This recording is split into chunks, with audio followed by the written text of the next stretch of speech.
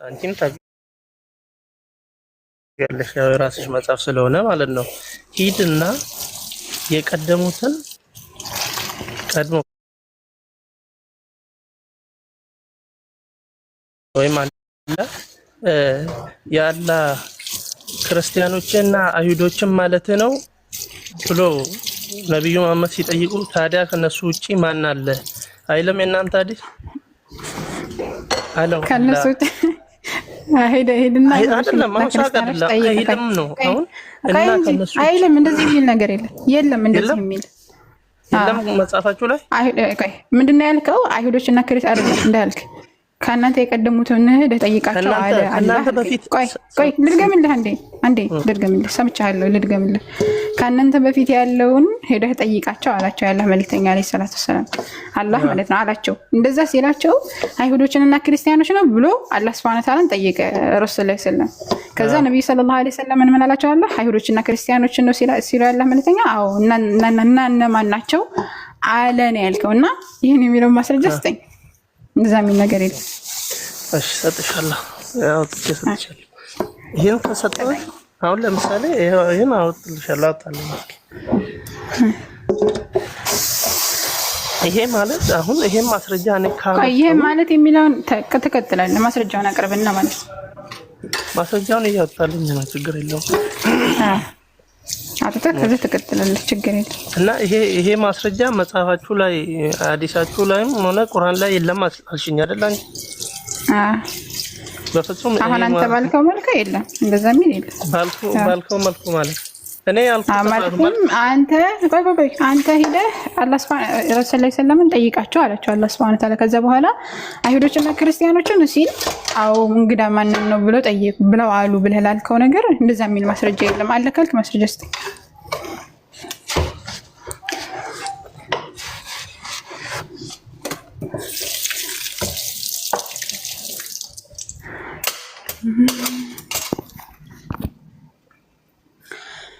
አላሁ ወልዩ ለዚነ አመኑ። እሺ እስከዛው ድረስ መሲህ አለሽ? አቤት አለው። ልውል አለ?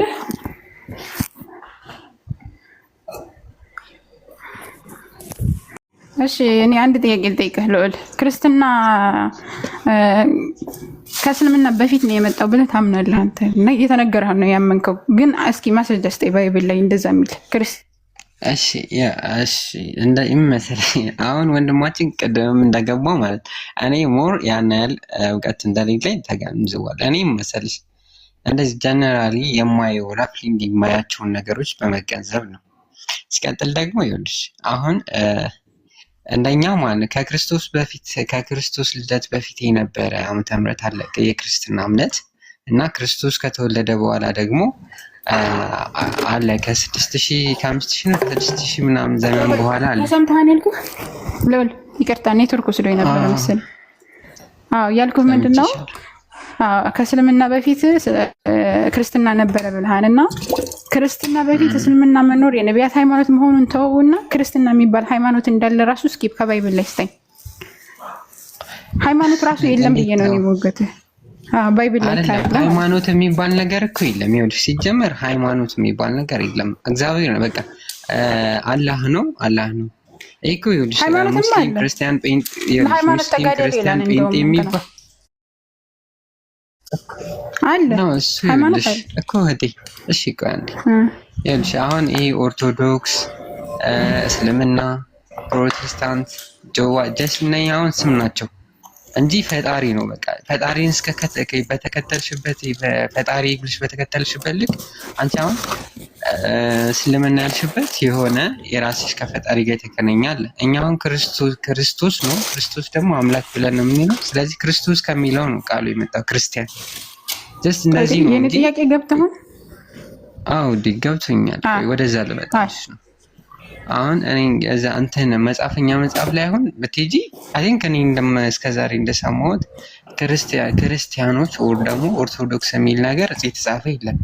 አሁን እኛ ክርስቶስ ከሚለው ቃል ነው ክርስቲያኖች ወር ክርስቲያን ብለን ስማችን እንጠራ። ስለዚህ እኔ ማቲንክ የሚመስለኝ እስላም የሚለው ከአላህ ከዛ የመጣ እንደዛ ከሆነ ጀስኔ ግን ስለሱ አይደለም እሱንም ለማወቅ የሚገባዎች እሱ ነው አንቺ ልትነግሪኝ ትችያለሽ። ስለዚህ ቃል በቃል ክርስትና የሚለው ነገር መጽሐፍ ቅዱስ ላይ እኔ እንደዛ የሰማሁበት ቦታ የለም። ምናልባት የኔ ችግር እንትን ከሆነ አይደለም አመሰግናለሁ። እና ለምንድን ነው ታዲያ ከእስልምና በፊት መጣ የምትለኝ? እስልምና ስሙን አይደለም እኮ ያልኩሽ እኔ ስሙ አይደለም እኮ ሰለሰን እኮ ስም ማለት እንደሆነ የማይታወቅ ከሆነ እንኳን እንደ ለወል እባክህ አሁን ምንድነው የማይታወቅ ከሆነ ስሙ ራሱ የማይታወቅ ከሆነ የሃይማኖቱ ስያሜ የማይታወቅን ነገር እንዳለ አድርገህ ማውራት። እሺ ማለት አንቺ አላህን ነው የምታመልኪው? አላህን ነው አንቺ የምታመልኪው? እስልምና የሚባለውን ሃይማኖት ራሱ የፈጠረው የዓለማት ጌታ አላህ እኮ ነው። አላህ ነው የሰጠን ለኛ ሃይማኖት መመሪያ ይሆን ዘንድ የፈጠረው አላህ ነው እንጂ ሰዎች አይደለም። አሁን አንተ እያልክ ያለው ምንድነው? ለራሳችን ስም ያወጣ ነው እኛን እንጂ አምላክ አልሰጠንም እያልክ ነው። መጀመሪያ አዳምጪኝ አውዴ፣ መጀመሪያ አዳምጪኝ። አላህ ነው ያንቺ ፈጣሪ፣ አምላክሽ አላህ ነው። አዎ ያ የፈጠረኝ አምላክ ግን ስለዚህ እኮ ነው መጀመሪያ አዳምጪኝ፣ እኔንም አዳምጪኝ። እሺ በየደምኩት ነው። ስለዚህ አሁን ይኸውልሽ እኔ እንትና ድርጅትን አይደለም ማመልከው የፈጠረኝን አምላክ ነው። አንቺ አሁን ወደ ሌላ ላይ ሄድብሽ ነው። ስለዚህ አላህ ነው። አላህን ለማምለክ ግን የራስሽ የሆነ የእምነትሽ ስም ይኖርሻል። በቃ ማን ያወጣው እንጂ ማን ያወጣው ማን የሰጠህ? ማን ሊሰጥሽ ይችላል? ያው አላህን የሰጠሽ አይደል? ግን እስልምና የሚለው አምላክ እንደሰጠ አንተ ማስረጃ አለክ ነው? አዎ እኔ የኛ ጥያቄ ደግሞ እዚህ ላይ ነው። አሁን አምላክ ያንተን ሃይማኖት እንደሰጠህ ምንድነው ማስረጃው ነው እንጂ የሚመለከው ስሙ ራሱ በሃይማኖቱ ውስጥ ስሙን ራሱ ማን ሰጣችሁ? የሰጠን ራሱ ክርስቶስ ነው። እሺ እሱን እስኪ ማስረጃ ስጠኝ። ክርስቶስ እንደሰጠህ ክርስቶስ ይኸውልሽ የራሱ እኔ አሁን ማስረጃ እንደዚህ አይነት ነገሮችን ማስረጃ ካስገባል ሌላ ነገር ሊሄድብን ብዙ ነገር ልጠይቅሽ ነው። ገብቶሻል? ችግር የለም ጠይቀኝ። ራሱ የሆነ ሁሉም ሰው ቢሆን የሆነ የራሱ መመሪያ አለው። አንቺ አሁን የሆነ ስትፈጠሪ ስም የለሽም፣ ሰው ነሽ። ሰው ሆነሽ ነው የተፈጠርሽው፣ ግን ስም ወጣልሽ። እኔ ስፈጠር ሙስሊም ነኝ። ሙስሊም ሆኜ ነው ተሰጠኝ። እንደዚህ ከጊዜ በኋላ አልተሰጠኝም።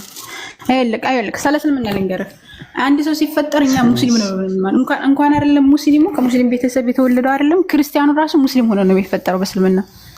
ገብቷን ካደገ በኋላ ነው ወደ እስልምና የሚወስዱት ሰዎች። ገብቷን አላህ አዘወጀል የሰው ልጅ ሲፈጠር ፊጥራ ላይ ወይም ኢስላም ላይ ነው የሚፈጥረው። ለዛ ነው አምላካችን ሱረቱል ሩም ላይ የሰው ልጅ የፈጠረበትን ሃይማኖት ያዟት ይላል። የሰው ልጅ የተፈጠረው ኢስላም ላይ ሆኖ ነው የሚፈጠረው። ገብቷና ስለዚህ ኢስላም የሚባለው ነገር የሰው ልጅ የተፈጠረበት ስላልተጠመቀ ነው። ሲጠመቅ ወይም ደግሞ ወደ ክርስትና ሳይጠመቅ ለምሳሌ ሌላ ሃይማኖት ይቀይራል ማለት ነው እንጂ ያን ሃይማኖቱ በመጀመሪያ የነበረ ነው ሃይማኖቱ ነው።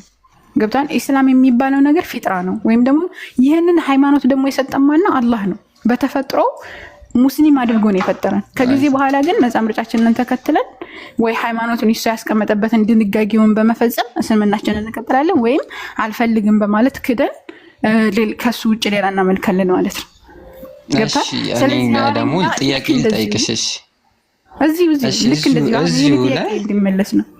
ቆይ እንጂ የኔ ጥያቄ እንድመለስልኝ አሁን ልክ እንደዚሁ እኛ አሁን ፊጥራ ነው እስልምና አላህን የሰጠን አምላክን የደነገገልን ብለን እንደተናገርነው ሁሉ ልክ እንደዚሁ አንተ ሃይማኖቱን የሰጠህ ክርስትና የሚባለው ሃይማኖት የለም ማለት ሃይማኖት እንደ ሃይማኖቱ የለም፣ ጭራሽ ሃይማኖት የለም ማለት ነው። ታዲያ ምንድነው ያለው? ቆይ አንዴ ምንድነው ያለው ስትባል ክርስቶስ ነው ያለን። ስለዚህ እኛ ክርስቶስን ነው የምንሰብከው አይደል? ከዛ በኋላ ተመልሰህ እንደገና ከእስልምና በፊት ክርስትና ነው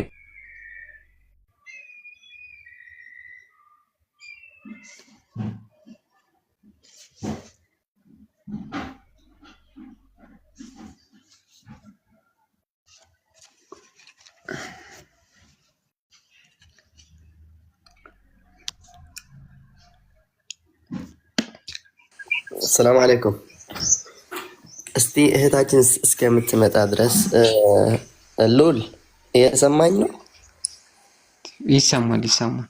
ሳውንድ እንዲወረድሽ እስቲ አንተ ባልከው መሰረት እኔ ላናገርህና ክርስትና ማለት የክርስቶስ ተከታይ ነው አልክ አይደል?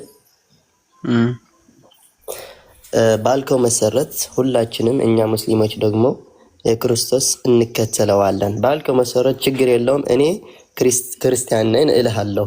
ለማን ሲባል እኔ ለክርስቶስ ሞቶ በመተው እከተለዋለሁ።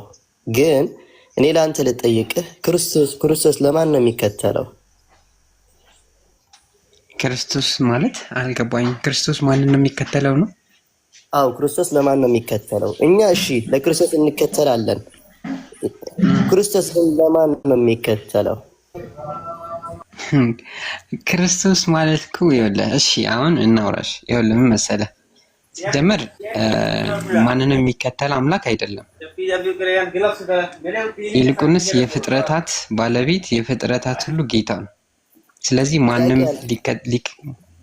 ማንንም ማሱን እሱ ማን ጥያቄ ያልገባህ ማለት ነው።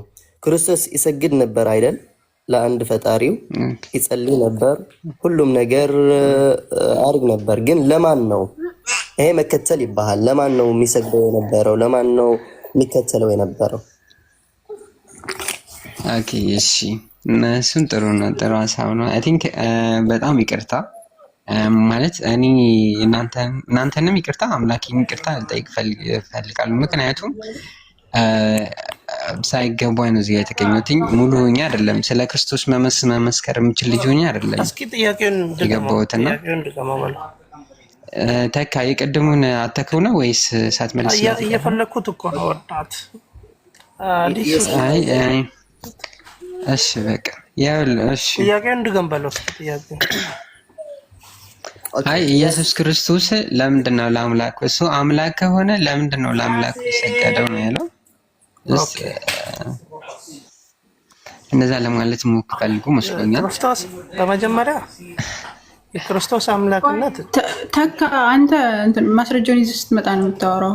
እየፈለኩኝ ነው እናቴ። እዛ ይቀጥሉ። ከዛ በኋላ ነው ፈልገህ ና ከዛ ትቀጥላለህ። እኔ እኮ እየፈለኩት ነው፣ ለዛ ነው ቢዚ ሆንኩትኝ። በቃ ፈልግ ስትጨርስ ያለ እሺ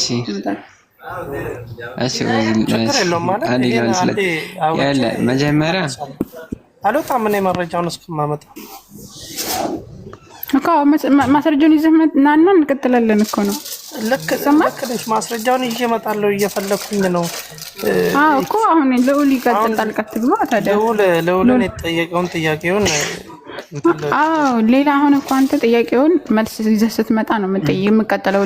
ልዑል ራሱ ይችላል። እሺ ልዑል ሲጨርስ ከዛ በኋላ አንተ ደግሞ ማስረጃውን ይዘህ መጥተህ የተጠየቀውን ጥያቄ መልሳለሁ ካልክ ደግሞ መልሳለሁ። ችግር የለውም። ማስረጃውንማ በጣም ነው እየልሽ መጣ። ሰላም አለይኩም አህመድ።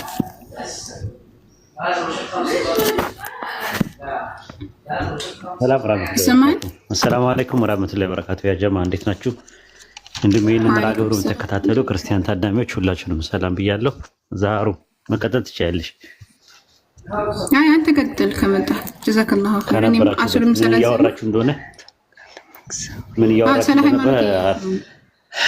እሺ እና ልመልስለት አንድ ብቻ አንድ መምህር አንዴ ጠቅልል ላድርግልህና ከዛ ትቀጥላለህ። አሁን እኛ የተፈጥሮ ሃይማኖት እስልምና ነው። እስልምና ከክርስትናውም ከአይሁድም በፊት ነው የመጣው የሚል ነው። ለዛ ነገር ደግሞ እኔ ማስረጃ ሰጥቼዋለሁ በቁርአን።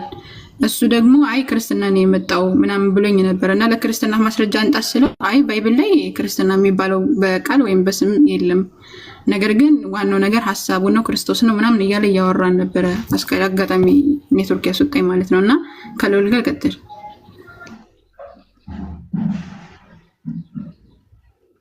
ኦኬ ልዑል ነው የሚያወራው። ኦኬ እንትና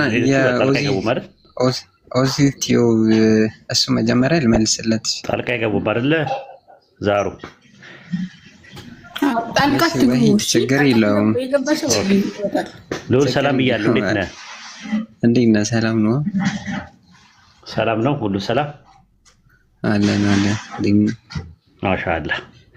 እንትን ላይ ኤፌሶን ምዕራፍ 4 ቁጥር 5 ላይ አንድ ሃይማኖት እንዳለ ይናገራል። ያ አንድ ሃይማኖት ደግሞ ይሁዳ ምዕራፍ 1 ቁጥር 3 ላይ ለቅዱሳን አንድ ጊዜ የተሰጠ ነው ይላል። እነዛ ቅዱሳን የሚባሉት ደግሞ ኤፌሶን 3:6 ላይ ቅዱሳን ነቢያትና ቅዱሳን ሐዋርያት ናቸው። እንግዲህ ከቅዱሳን ነቢያትና ቅዱሳን ሐዋርያት ላይ የተገለጠው ሃይማኖት አንድ ሃይማኖት እንዳለ የመጀመሪያው ነብይ ደግሞ ምናልባት አቤልም ነው የሚል ጭቅጭቅ አለ። በኦርቶዶክስ በካቶሊክ እና በሉተራን ደግሞ አዳም ነው የሚል ነገር አለ። ከአዳም ጀምሮ ኦኬ። እንደኔ ያው ክርስትና ኦኬ ማስረጃ ያስፈልጋል። አሁን ቢብሊካል ኤቪደንስ ማለት ነው። እስቲ ከኦሪት ዘፍጥረት እስከ ራዕየ ዮሐንስ ድረስ ክርስትና ነው የሃይማኖት ክርስትና ነው የሚል ማስረጃ ትሰጠናለህ ማለት ነው። ኦኬ እሺ። ኦሪት ዘፍጥረት ኦሪት ዘፍጥረት ምዕራፍ ስንት?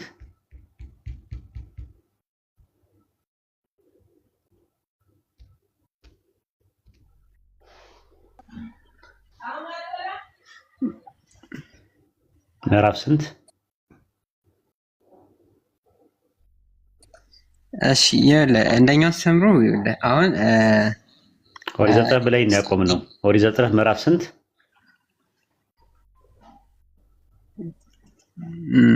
ቀይ አንዴ እንግባባ። አንተም አትቸኩል። ነው አለመቸኮል ሳይሆን ጥቅስ ጠቅሰሃል። ኦሪት ዘፍጥረት አልክና ተቋረጠ። ከዛ ቀጣዩን እየጓጓው ነው ያለው። ኦሪት ዘፍጥረት ምዕራፍ ስንት? ከአንድ ጀምሮ ማለት ነው ሙሉ ለሙሉ ስለ ምዕራፍ ስንት? ኢየሱስ ክርስቶስ ቆይ እንዳገኘው ጥቅስ ስፔሲፋይ አድርገን ንገረኛ። ምዕራፍ ስንት? አልገባኝም። ቆይ እሺ፣ ወይ ደግሞ ጥያቄ ምንድነው? ምዕራፉን የፈለከው? ጠይቄ ምዕራፉን ልትነግረኝ እኮ ነው። ምን አልኩ? ኤፌሶን 4:5 ላይ አንድ ሃይማኖት እንዳለ ይናገራል። ይሁዳ 1:3 ላይ ደግሞ ለቅዱሳን ነቢያትና ለቅዱሳን ሐዋርያት የተሰጠ አንድ ሃይማኖት እንዳለ ይናገራል። ስለዚህ የመጀመሪያው ነቢይ አዳም ነው። ከአዳም ጀምሮ የነበረው አንድ ሃይማኖት ምንድን ነው ስለ ክርስትና አልከኝ። ማስረጃ ምንድን ነው ስለ ኦሪት ዘፍጥረት ብለህ ቆምክ። ከዛ በኋላ ነው ቀጣዩን የፈለግኩት ሰስፔንስ ሆኜ ተንጠልጥዬ። ስለዚህ አሁን እኮ የጠቀስካቸው ጥቅሶች ራሱ ለአንተ በቂ ናቸው፣ መልስ እኮ ናቸው አይደል እኮ። የትኛው አንድ ሃይማኖት እንዳለ ተጠቅሷል። ምንድን ነው ያ አንድ ሃይማኖት የተባለው? ስለ ኤፌሶን ላይ የተጻፈው ስለ ክርስትና ነው። የክርስቲያኖች መጽሐፍ ነው እኮ። ማስረጃ ስጠኝ እኮ ነው የምልህ እኮ። ክርስትና ያ አንድ ሃይማኖት የተባለው ሉልዬ ክርስትና ነው የሚል ማስረጃ ስጠኝ ያልኩ። እየጠበቅን ነው። ክርስትና ነው የሚለው ማስረጃው ከየት ማግኘት ይቻላል? ምናልባት ልዑል ነገረኝ እንዳልል ማለት ነው። ለቀጣይ ያየ ውይይት ሳደርግ ያ ሃይማኖት ክርስትና ነው ለሚለው ማስረጃ ያስፈልገኛል። ልዑል ነገረኝ እንዳልል በማስረጃ ነው። ዘመኑ ማስረጃ ይፈልጋል እና ዝም ብሎ ከኪስ እንዳይሆን የቱ ጋር ነው እንደዛ የሚለው ጥቅስ? እንደኔ ከሆነ ያው እንደኔ እንደተማርኩት እስከሆነ ድረስ ክርስትና ያልኩበት እኔ የክርስቶስ ተከታይ ነኝ። ስለዚህ ክርስቲያን የሚለውን ቃል ከኢየሱስ ክርስቶስ ከቃሉ የተገኘ ስለሆነ እኛ በዛ ልክ ነው ክርስቲያኖች መሆናችንን የምናውቀው በክርስቶስ ልክ ነው። ስለዚህ እኛ ምስክራችን ክርስቶስ ነው፣ ኢየሱስ ክርስቶስ ራሱ ነው እና በዚህ ልክ ነው እኔ ልመልስ ስለምችለው። አይ ጥያቄው እኮ ክርስትና የሚለው ቃል ከየት ነው ድራይቭ አድርጎ የመጣው ሳይሆን ኤፌሶን 4:5 ባለው ጥቅስና ይሁዳ 1:3 ጥቅስ ላይ ባለው መሰረት ያ አንድ ሃይማኖት የተባለው ወደ ቅዱሳን ነቢያትና ሐዋርያት የተገለጠው አንድ ሃይማኖት የተባለው ማን ነው ነው ጥያቄው። ክርስትና ነው የሚል ማስረጃ አልሰጠኸኝም። አሁን ዝም ብሎ ጨበጣ ነገር እንዳይሆንብን ኢንሻአላህ ሌሎች ወድል እንስጣቸውና እንዲሞክሩና ወደ አንተ መለሳለሁ ማለት ነው። ከዛ በኋላ ክርስትና የሚለው ቃል ባይብል ላይ የለም። ክርስትና የሚል ቃል ባይብል ላይ የለም። ለመጀመሪያ ጊዜ ክርስትና የሚለውን ቃል ለሃይማኖቱ ስያሜ የሰጠው የአንጾኪያው አግናጢዮስ ኢየሱስ ካረከ ከ100 ዓመት በኋላ ነው ያደረገው ማለት አግናጢዮስ። ሐዋርያቶችም አያውቁትም ክርስትና የሚለውን ቃል። ክርስቲያን አላልኩም፣ ክርስትና ማለትና ክርስቲያን ማለት በይዘትም ሆነ በአይነት በመንስኤም ሆነ በውጤት ሁለት የተለያዩ ለየቅል ነገሮች ናቸው። እስልምና ማለትና ሙስሊም ማለት እንደሚለያየው ማለት ነው። ሙስሊም ስንል ግለሰብ ነው። እስልምና ስንል ሃይማኖት ነው። ስለ እስልምና ቁርአን ያወራል። አዎ ሱረቱ አሊ ኢምራን 3:19 ላይ አለ። ልክ እንደዛው ነው ሃይማኖታችሁ የኛ ዲናችን ኢስላም ነው ተብሎ በቁርአን ላይ ተጠቅሷል። በእናንተ ክርስትና የሚለውን ቃል ለመጀመሪያ ጊዜ ኮይን ያደረገው ስያሜውን እንትን ያለው የአንጾኪያው አግናጢዮስ በ110 ኤዲ ላይ ነው፣ ደረለት ላይ ነው። አሁን ጥያቄ የሚነሳው ምንድን ነው? ክርስትና አይደለም የባይብል ሃይማኖት ሊሆን ይቅርና ክርስትና የሚለው ቃል ባይብል ላይ ራሱ የለም። ከኦሪት ዘፍጥረት እስከ ራዕየ ዮሐንስ ድረስ ብትመስጭቁ የምትለው ማለት ነው። አይ ክርስትና የሚባለው ነገር ከጥንት ጀምሮ የነበረ ሃይማኖት ነው የሚል ሰው ካለ ተራ በተራ ገብቶ መናገር ይችላል ማለት ነው። ዛሩ ጨርሻለሁ። እንትኔ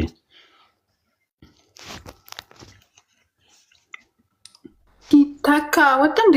ተካ ወጣ መሲ ያለሽ ወይም ደግሞ እንገናኝ መሲ ያለሽ ነው። መሲ ቀጥታ እኔ ጥያቄም አይደለም ያለኝ። አንደኛ እንዴት አድራችሁ እንዴት ዋላችሁ? ሁላችሁም የእስልምና እምነት ተከታዮችም ሌሎችም እምነት የኦርቶዶክስም ሁላችንም እንዴት ዋላችሁ እያለሁ እኔ እዚህ የገባሁት ብዙ ትምህርትን እየተማርኩ ነው። በነገራችን ላይ እኔ ደካማ ነኝ፣ ምንም የማውቀው ነገር የለም። ያኔ በደረስኩበት ሚዲያም ሆነ በሚሄድበት በየቤተ ክርስቲያኑ ሆነ ለማዳመጥና ለማወቅ ነው እዚህ ጋር የተገኘሁት ማለት ነው። ወንድማችን እሱ ከቅድሙ የሚያስተምራቸው ትምህርቶች በጣም ደስ ስለሚሉ እውነተኛ ትምህርትም ስለሆኑ እውነተኛ ስልሽ ያኔ አውቄ ሳይሆን ውስጡ መጽሐፍ ቅዱስን ወይ ደግሞ ቁርአን አንብቤ ሳይሆን ከምማረው ከአባቶቻችን ብዙ ነገሮች ያኔ የእምነት አባቶች ሲያስተምሩ ከምሰማው አንድ ነው። ግን እዚህ ጋር ጥያቄ የሆነብኝ ነገር አለ። ጥያቄ የሆነብኝ ነገር ምንድን ነው?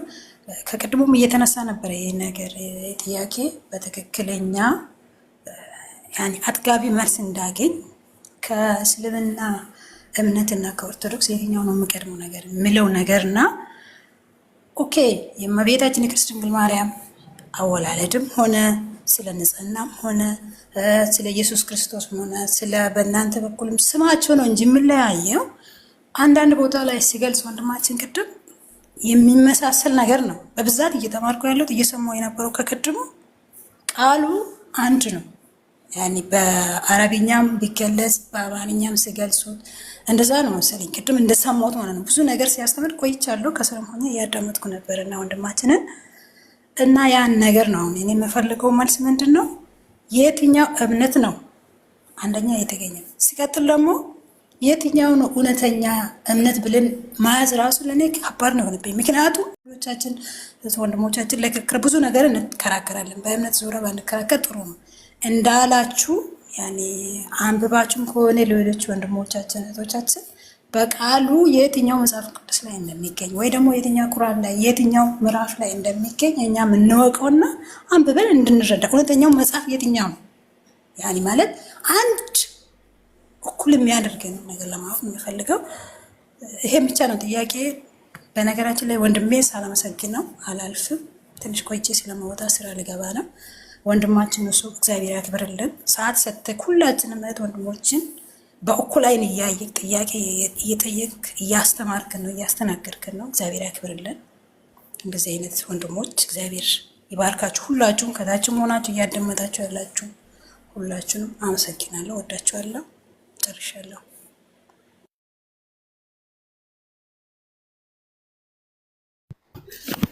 አላ መህመድ ፎሎ አድርጉት። መህመድ እሺ፣ እዚህ 1600 ሰዎች ፎሎ አላደረጋችሁት እሱን ፎሎ አድርጉት። ወሂድ የሚለውን ከላይ ካለ ቀጥል። አይ ምንም ምለው ነገር የለም። ያው ጥያቄ በሚኖርበት ሰዓት ላይ እንትን ማለት ይችላል። ክርስትናና እስልምና የሚለዩበት አራት አበይት ልዩነቶች አሏቸው። የመጀመሪያው ልዩነት ምንድን ነው? እኛ ሙስሊሞች የምናመልከው አምላክ በማንነትም በምንነትም አንድ ነው ብለን ነው የምናምነው። ለምሳሌ ሱረቱ ጣሃ ምዕራፍ 20 ቁጥር 14 ላይ እኔ አላህ ነኝ ከኔ በቀር ሌላ አምላክ የለም አምልከኝ ይላል። ሱረቱ አንቢያ ምዕራፍ 21 ላይም ቁጥር 25 ላይ እንደዛ ነው፣ ከኔ በቀር ሌላ አምላክ የለምና አምልኩኝ ነው የሚለው። እኔ ብሎ አናንያ ወይም እኔነት የሚጠቀም አንድ አምላክ አለ። የአንድ አምላክ አንድ ማንነት ነው ብለን ነው የምናምነው። አላህ ነው፣ ካላህ ውጪ በሀቅ የሚመለክ አምላክ የለም ብለን ነው። በክርስትና ግን ያለው ግን የሚመለኩ ሶስት አካላቶች ናቸው። አብ፣ ወልድ፣ መንፈስ ቅዱስ ናቸው ተብሎ የሚመለኩ አምላክ ነው ያሉት። እኛ ጋር እንደዛ የለም። ማቴዎስ ወንጌል ምዕራፍ 4 ቁጥር 10 ላይ ለጌታ ለአምላከ ስገድ እርሱን ብቻ አምልክ ነው የሚለው። እርሱ ተብሎ የሚመለክ አንድ አምላክ ነው ያለው። እሱም ራሱ ሲናገር ኢሳያስ 44፣ 45፣ 46 የተለያየ ቦታ ዜር ኢዝ ኖ ጋድ ቢሳይድ ሚ ከኔ በቀር ሌላ አምላክ የለም ብሎ የሚናገር አንድ ማንነት ብቻ ነው ያለው። ስለዚህ ያ ይለየናል። የመጀመሪያ የሚለየን ነገር እሱ ነው። ሁለተኛው የሚለየው በኢስላም አስተምህሮት ውስጥ ፍጡርና ሰው አይመለክም፣ የተከለከለ ነው። ሽርክ ነው፣ ራሱ ለጀሃነም ራሱ የሚዳርግ ነገር ነው። ሱረቱ ማኢዳ ምዕራፍ 5 ቁጥር 72 እና 73 ላይ በአላህ ላይ የሚያሻርክ ሰው ጀነት በእርሱ ላይ እርም ሆነችበት፣ መቀመጫው እሳት ነው ተብሎ ነው በቁርአን ላይ የተቀመጠው። በክርስትና ደግሞ ሰውና ፍጡር ይመለካል። ድንግል ማርያም ማህፀን ውስጥ ከድንግል ማርያም ማህፀን ውስጥ የተፈጠረ በመንፈስ ቅዱስ አሰራር ያለ ዘር ብእሲ ያለ ወንድ ዘር የተፈጠረ ፍጡር አለ ድንግል ማርያም ማህፀን ውስጥ፣ የናዝሬቱ ኢየሱስ የሚባለው ማለት ነው። ኢየሱስ የሚባለው ድንግል ማርያም ማህፀን ውስጥ በድንግልና ጸንሳው ድንግል ማርያም የወለደችው ሜካኒካል ፈንክሽን እና ኬሚካል ሪያክሽን አድርጎ የተለያየ ፕሮሰስ አድርጎ ያደገ ነው። ተኝቷል። በግርግም ውስጥ የተኛ ነው። ራሱ የተወለደ ማለት ነው። አንድ ህፃን ነው፣ እንደናንተ ማለት ነው። ወንድ ልጅ ነው። የሉቃስ ወንጌል ምዕራፍ 1 ቁጥር 31 ላይ እነሆ ትጸንሻለሽ አላት። ጽንስ ወንድ ልጅም ትወልጃለሽ አላት። ወንድ የስጋ መደብ የወንድ አንቀጽ ነው፣ አንቀጹ ራሱ ማለት ነው። ስለዚህ አንድ ፍጡር አለ ድንግል ማርያም ማህፀን የተፈጠረ። ያንን መለኮት መጥቶ ስለተዋህደው ከመለኮት ጋር አንድ ስለሆነ ይመለካ ይላሉ። ፈጣሪ ከጥንትም ጀምሮ ከኔ በቀር ሌላ አምላክ አታምልኩ እያለ እየተናገረ በአንድ ወቅት ድንግል ማርያም ማህፀን ውስጥ ፍጡርና ሰው ፈጥሮ ይህን አምልኩልኝ ብሎ አይልም። እንዲህ አይነት ነገር አይልም። ኢሳያስ 43:10 ላይ ከኔ በፊት አምላክ አልተሰራም ከኔ በኋላም አይሆንም ነው ያለው ፈጣሪ። በፍጹም አይሆንም፣ አምላክ አልተሰራም ነው የሚለው ራሱ። ኢሳያስ 49:5 ላይ ደግሞ ኢየሱስ ከማህፀን የሰራኝ ይላል። የተሰራ ነገር ነው። ስለዚህ አምላክ የማይሰራ ከሆነ ኢየሱስ የሚሰራ ከሆነ የሚሰራው ኢየሱስ የማይሰራውን አንዱን አምላክ እንዴት አድርጎ በምን አይነት መልኩ ሊሆን ይችላል? ይህ እንግዲህ ሁለተኛው የሚለየን ነገር ነው። ሶስተኛ ነገር ደግሞ ምንድን ነው? እኛ መለኮት አንድ ነው ብለን ነው የምናምነው። መለኮት ባህሪውን ለሌላ አካል አያጋራም። መለኮት ማለት ሁሉን የሚሰማ፣ ሁሉን የሚያይ፣ ሁሉን የሚያውቅና ሁሉን ቻይ ማለት ነው። ሁሉ ነገር መስማት የሚችለው እሱ ብቻ ነው፣ አንድ መለኮት ብቻ ነው። ነገር ግን በክርስትና ውስጥ ፍጡራን ልክ እንደ መለኮት ይጠሯቸዋል ሰዎች። አንዱ አውሮፓ ላይ ሆኖ፣ አንዱ ሳውዲ አረቢያ ሆኖ፣ አንዱ ደግሞ ኢትዮጵያ ሆኖ፣ አንዱ እንትን ሆኖ፣ የተለያየ ቦታ ሆኖ ገብርኤልን ይጠሩታል። ገብርኤል ውስንነት አለበት። ሁሉ ነገር የመስማት፣ ሁሉ ነገር የማየት፣ ሁሉ ነገር የማወቅና ሁሉን ቻይ አይደለም። መለኮትነትም አይጋራም ራሱ። ስለዚህ የሁሉንም ነገር የመስማት ካፓሲቲ የለውም። በተመሳሳይ ድንግል ማርያም ማለት ነው። ድንግል ማርያም እንደምትመለከቱት ሞታለች። ከአተምና ከሞለኪውል ኮምፖስት ያደረገው ቦዲዋ ዲኮምፖስት አድርጓል። አንደኛ ነገር። ሁለተኛ ነገር ደግሞ ከፊዚካል ፐርሰፕሽን የምትገናኝበት ከዚህ ዓለም ጋር ተቋርጧል። የሁላችንም እንደዛ ነው የሚሆነው። ወደ አፈርነት ይቀየራል። ስለዚህ ሩሃችን ነው ወይም መንፈሳችን ነው እዛኛው ዓለም ላይ የሚሄደው። እዛኛው ዓለም ላይ ከሄድን ደግሞ ውስንነት አለብን። የሉቃስ ወንጌል ምዕራፍ 2 ቁጥር 4 ላይ ስትመለከቱት ማርያም ልጇ ጠፍቶባት ራሱ ስትፈልገው ነበረ። እንኳን የእናንተን የኔን የሁላችንም ጸሎት ልትሰማ ይቀርና ልጇ ጠፍቶባት ልጇ የት እንዳለ እንኳን አታውቅም ነበረ። ልጇ የት እንዳለ እንኳን የማታውቅ ማርያም እኔ የምጸልየውን ጸሎት አውሮፓ ላይ ምናምን ነገር የተለያየ ሆነው የሚጸልዩትን ጸሎት ልትሰማ አትችልም። ይህ እንግዲህ የሚለየት ሶስተኛው ነው። አራተኛውና የመጨረሻው እኛ ሙስሊሞች ለአምልኮ የተቀረጸ ምስልን አናደርግም። ምንም አይነት የተቀረጸ ምስል ማድረግ የተከለከለ ነው በኢስላም። የምናመልከው ከአርሽ በላይ ያለውን አንድ አምላክ ብቻና ብቻ ነው። ከሱ ውጭ የምናመልከው በሀቅ የምናመልከው ነገር የለም ራሱ። ስለዚህ ምንድነው በክርስትናው ደግሞ የተቀረጸ ምስል ያደርጋሉ። የጸጋ ስግደት ይሰግዳሉ፣ መስቀል ያደርጋሉ፣ እንደገና ደግሞ ስዕል እየሳሉ እንደዛ ያደርጋሉ። ኦሪት ዘጸአት ምዕራፍ 20 ቁጥር 4 እና 5 ላይ በላይ በሰማይ ካለው ወይም መላእክትም ሊሆኑ ይችላሉ፣ በታች በምድር ካለው ነቢያትም፣ ጻድቃንም፣ ሰማዕታትም ሊሆኑ ይችላሉ፣ ከምድር በታች ያለው አሳ ፍጥረትም አሳ ነባሪም ሊሆን ይችላል፣ የተለያየ ሌዋታንም በሄሞትም ሊሆን ይችላል፣ እንስሳቶች በአጠቃላይ የትኛው የማንኛውም የተቀረጸ ምስል ለአንተ አድርገህ አትስገድ፣ አታምልክ ነው የሚለው። አታምልክ ብቻ አይደለም የሚለው አትስገድላቸውም ነው የሚለው። ስለዚህ በዚህ ነገር እንለያያለን ማለት አራት ነገር ክርስትናና እስልምና የሚለየው አራት ነገሮች ናቸው። የመጀመሪያው ሶስት አካል ነው እነሱ የሚያመልኩት፣ እኛ አንድ ማንነት ነው የምናመልከው። ሁለተኛ ሰውና ፍጡር ያመልካሉ፣ እኛ እናመልክም። ሶስተኛ ካላህ ውጭ እኛ የምንጠራው የምንጎዋደደው የምንመጀንበት መጀን የለንም፣ የምንመገንበት መገን የለንም ራሱ። እንደገና ደግሞ የምንደጀንበት ደጀንም የለንም ካላህ ውጭ ማለት ነው። ድረሱልን፣ ድረስልኝ፣ በዚህ መልኩ ድረሱልን የምንላቸው ሰዎች የሉም፣ ፍጡሮች የሉም እኛ ጋር ማለት ነው። አራተኛውና የመጨረሻው እንግዲህ እንደምትመለከቱት እንትን ማለቱ ነው። ይሄ የተቀረጸ ምስል ማድረጋቸው ነው። ለአምልኮ የሚጠቀሙበት ነው። ለተለያየ ሐውልት ሰርተው ምናምን ነገር ይለማመናሉ፣ ወደዛ ለስዕል ይሰግዳሉ ማለት ነው። እና ይሄ ነገር ይለየናል። እኛና ሙስሊሞችን የሚለየን ዋናው ነገር ይሄ ነው ለማለት ተፈልገው ነው። እንግዲህ እህታችን ጎብዥ መሰረት ነው ስምሽ? እሺ፣ አመሰግናለሁ አባቴ፣ እግዚአብሔር ያክብርልን። ግን ማለት ነው አንድ ጥያቄ ሆነብኝ። አንድ ቃል አለ እዚህ ጋር ማለት ከድሮ እናቶቻችንም የሙስሊሞችም ክርስቲያኖችም እኛ የምናደርገው ክር ነው እና መስቀል ነው። መስቀሉ ደግሞ የኢየሱስ ክርስቶስ ነው። መስቀልን ነው ያኔ እሱ መሰቀል የእሱ ስቃይ ተከትለን ነው እንግዲህ እንደምንሰማም እንደተማር ነው እንደምናውቀውም እንደዛ ነው። የድሮ ሙስሊሞች አሁን ላይ የለም በብዛት እንደውም ጨሌ ነው ምንድነው የሚባለው ተምሲ በአንገታቸው ላይ የሚደረገው አለ። እና ታዲያ እሱ ለምንድን ነው የተደረገው? ይሄ ነው የሚለየን እስከምንባል ነው። ምክንያቱም የገጠር ልጆች ነን። ብዙ ነገር እንደዚህ ጠልቄ የማውቀው ነገር አይደለም። አሁን ላይ ነው የሆነ ነገር እየተገነዘብኩ የመጣሁትና ለዛ ነው ጥያቄ የጠየቅኩት። በጣም ይቅርታ ተቃጣል። ጎበዝ፣ ምንም ችግር የለም። አንገታችሁ ላይ ክር የምታደርጉትና መስቀል ለመስቀል የምሰግዱለት የአክብሮት ስግደት የምታደርጉለት ኢየሱስ ስለተሰቀለ ነው አይደለ? አዎ። በጥይት ቢገደል ኖሮ ጥይት ታደርጉ ነበር ምልክት? እሱን አላውቅም። ጥይትም ታደርጉ ነበር አንገታችሁ ላይ? አሁን ከተማርኩ ነው ወይ ለጥይት እንደዛ ታደርጉ ነበር? አሁን እኔ ምንድን ነው ካየሁት ከተማርኩት ከሰማሁት ነው እንጂ እያደረግኩ ያለሁት የማውቀው አይደለም። እውነትም ደግሞ ስዕል የማርያም ስዕልን ያን እየተላለፈ እየመጣ ነው ያየነው እንጂ ምን አይነት እንደሆነች የምናውቀው የለንም። እኔ አላውቅም በበኩሌ።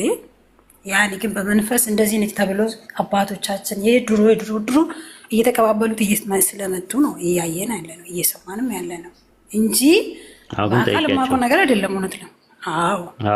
በመስቀል ላይ ስለገደሉት መስቀሉን የምትከተሉና መስቀሉን የምታደርጉ ከሆነ አርማችሁን የምታደርጉ ከሆነ በጥይት ቢገሉት ጥይትን ለጥይት ሰግዱ ነበር ወይ? ጥይትን አርማ ታደርጉ ነበር ወይ? ጥይትን አንገታችሁ ላይ ታንጠለጥሉ ነበር ወይ? ይህንንም እንደ ጥያቄ አድርገሽ አስተማሪዎችሽን ጠይቂያቸው። ኢንሻላህ ዛሬ መቀጠል ትችላለሽ።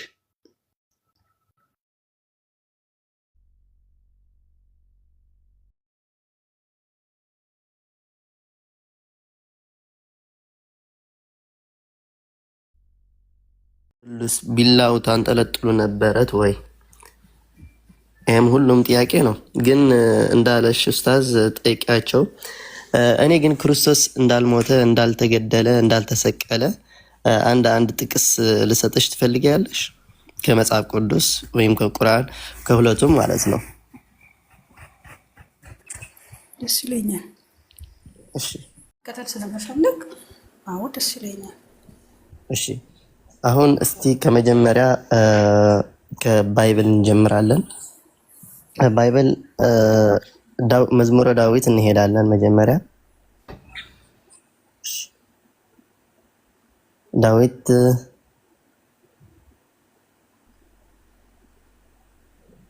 ይታያሻል? እኔ አሁን ላይ ምንም ኦኬ፣ አሁን እያየሁት ነው። ኦኬ፣ እኔ ትግርኛ ነው የሚናገረው፣ አማርኛ ብዙም አይደለም። ግን እሺ በአማርኛ ላድርግልሽ መጀመሪያ። ኦኬ፣ እኔ አሁን እዚህ ጋር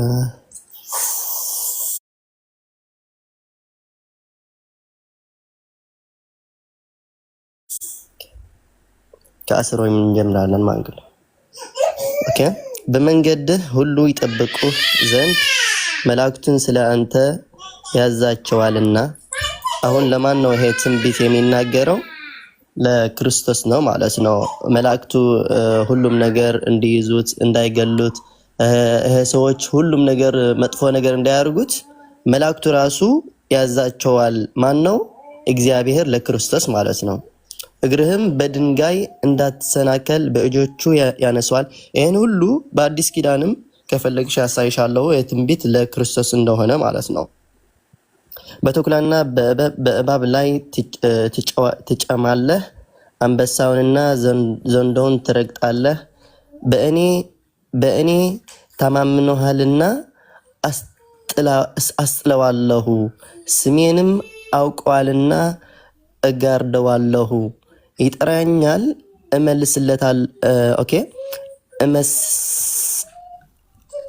እመልስለትም አለሁ።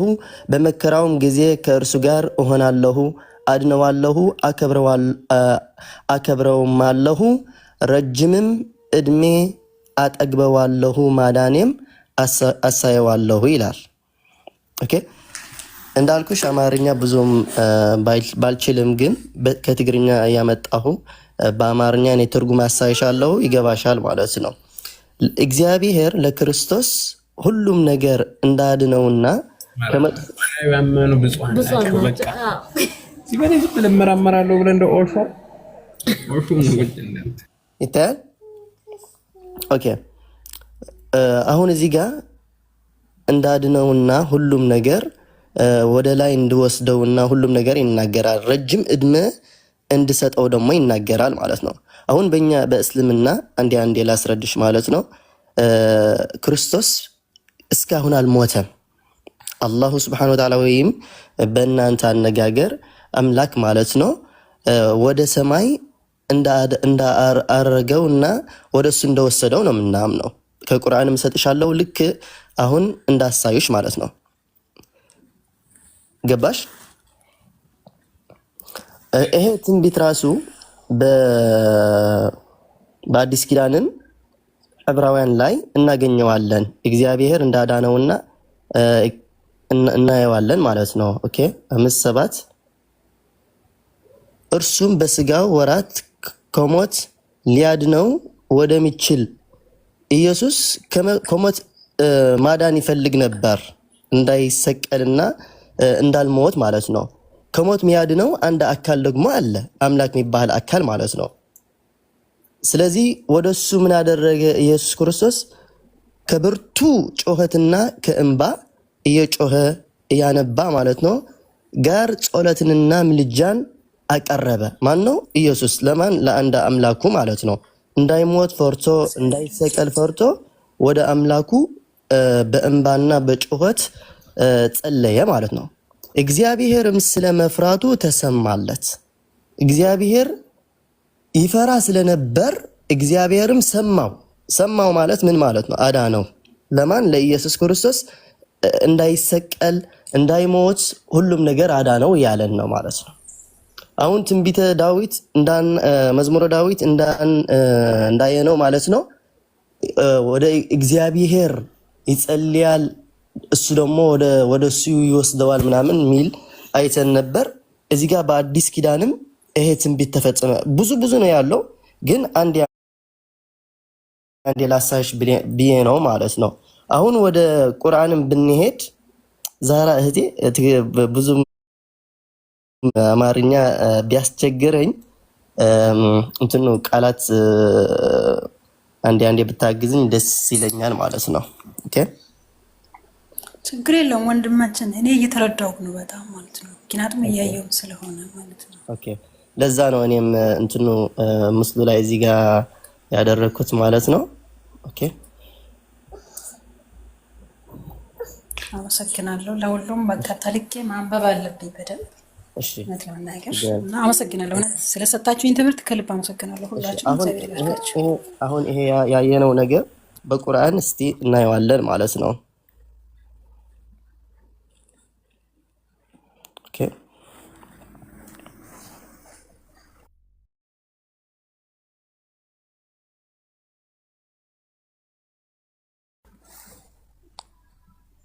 ይታያል? አዎ ይታያል። ኦኬ እዚህ ጋር ቁርአን ላይ ማለት ነው ሱረቱል ኢምራን 54 ወመከሩ ወመከረ አላህ ወላሁ ኸይሩል ማኪሪን ይላል። አይሁዶች ለዒሳ እብኑ መርየም ለኢየሱስ ማለት ነው ሊገሉት እና ሊሰቅሉት እንትኑ ውዲት ላይ አመጡ። አላሁ ስብሐነሁ ወተዓላ ደግሞ እንዲያድነው እሱም አላሁ ስብሐነሁ ወተዓላ እንዲያድነው ይናገራል ማለት ነው። ኢዝ ቃለ አላሁ ስብሐነሁ ወተዓላ ምን አለው ለዒሳ እብኑ መርየም ወይም ለኢየሱስ ኢዝ ቃለ አላሁ ያ ዒሳ ኢኒ ሙተወፊክ ወራፊዑከ ኢለየ ወሙጠሂሩከ ሚነ ለዚነ ከፈሩ ወጃዒሉ ለዚነ ተበዑከ ፈውቀ ለዚነ ከፈሩ ኢላ የውሚል ቂያመህ ሱመ ኢለየ መርጅዑኩም ፈሕኩሙ በይነኩም ፊማ ኩንቱም ፊህ ተኽተሊፉን ይለዋል ማለት ነው። አላሁ ስብሐነሁ ወተዓላ አላህም ባለ ጊዜ አስታውስ፣ ዒሳ ሆይ እኔ ወሳጅህ ወደ እኔ አንሺህ ነኝ፣ ከነዚያ ከካዱት ሰዎች አጥሪህ ነኝ፣ እነዚያንም የተከተሉህን እስከ ትንሣኤ ቀን ድረስ ከነዚያ ከካዱት በላይ አድራጊህ ነኝ፣ ከዚያም መመለሻችሁ ወደ እኔ ነው፣ በእርሱ ትለያዩበት በነበራችሁም ነገር በመካከላችሁ እፈርዳለሁ ይላል ማለት ነው። ለማን ነው? ለዒሳ ለኢየሱስ አላሁ ሱብሓነሁ ወተዓላ አይሁዶች እንዲገሉ ሁሉም ነገር ወዲህ ካወጡ በኋላ አላሁ ሱብሓነሁ ወተዓላ ደግሞ እንዲያድነውና ወደሱ እንዲወስደው ቃል ገባለት ማለት ትንቢት እንዲፈጸም ማለት ነው። ልክ እንዳየነው ሁለት ነገር ያየን ያለነው መዝሙረ ዳዊት ላይ በብሉይ ኪዳን ምትሏቸው ማለት ነው። እግዚአብሔር ቃል ገባለት እንዲያድነው ለኢየሱስ ወደሱም ወሰደው ሚለውን ነገር አየነው።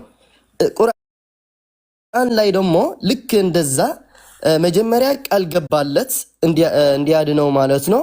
ከዛ ወደሱ እንደወሰደው ደግሞ ይሄ በዒምራን ላይ ያየነው በኒሳ ደግሞ እናየዋለን ማለት ነው። ሱረቱ ኒሳ ደግሞ ምን አለው ሲያድነው ማለት ነው።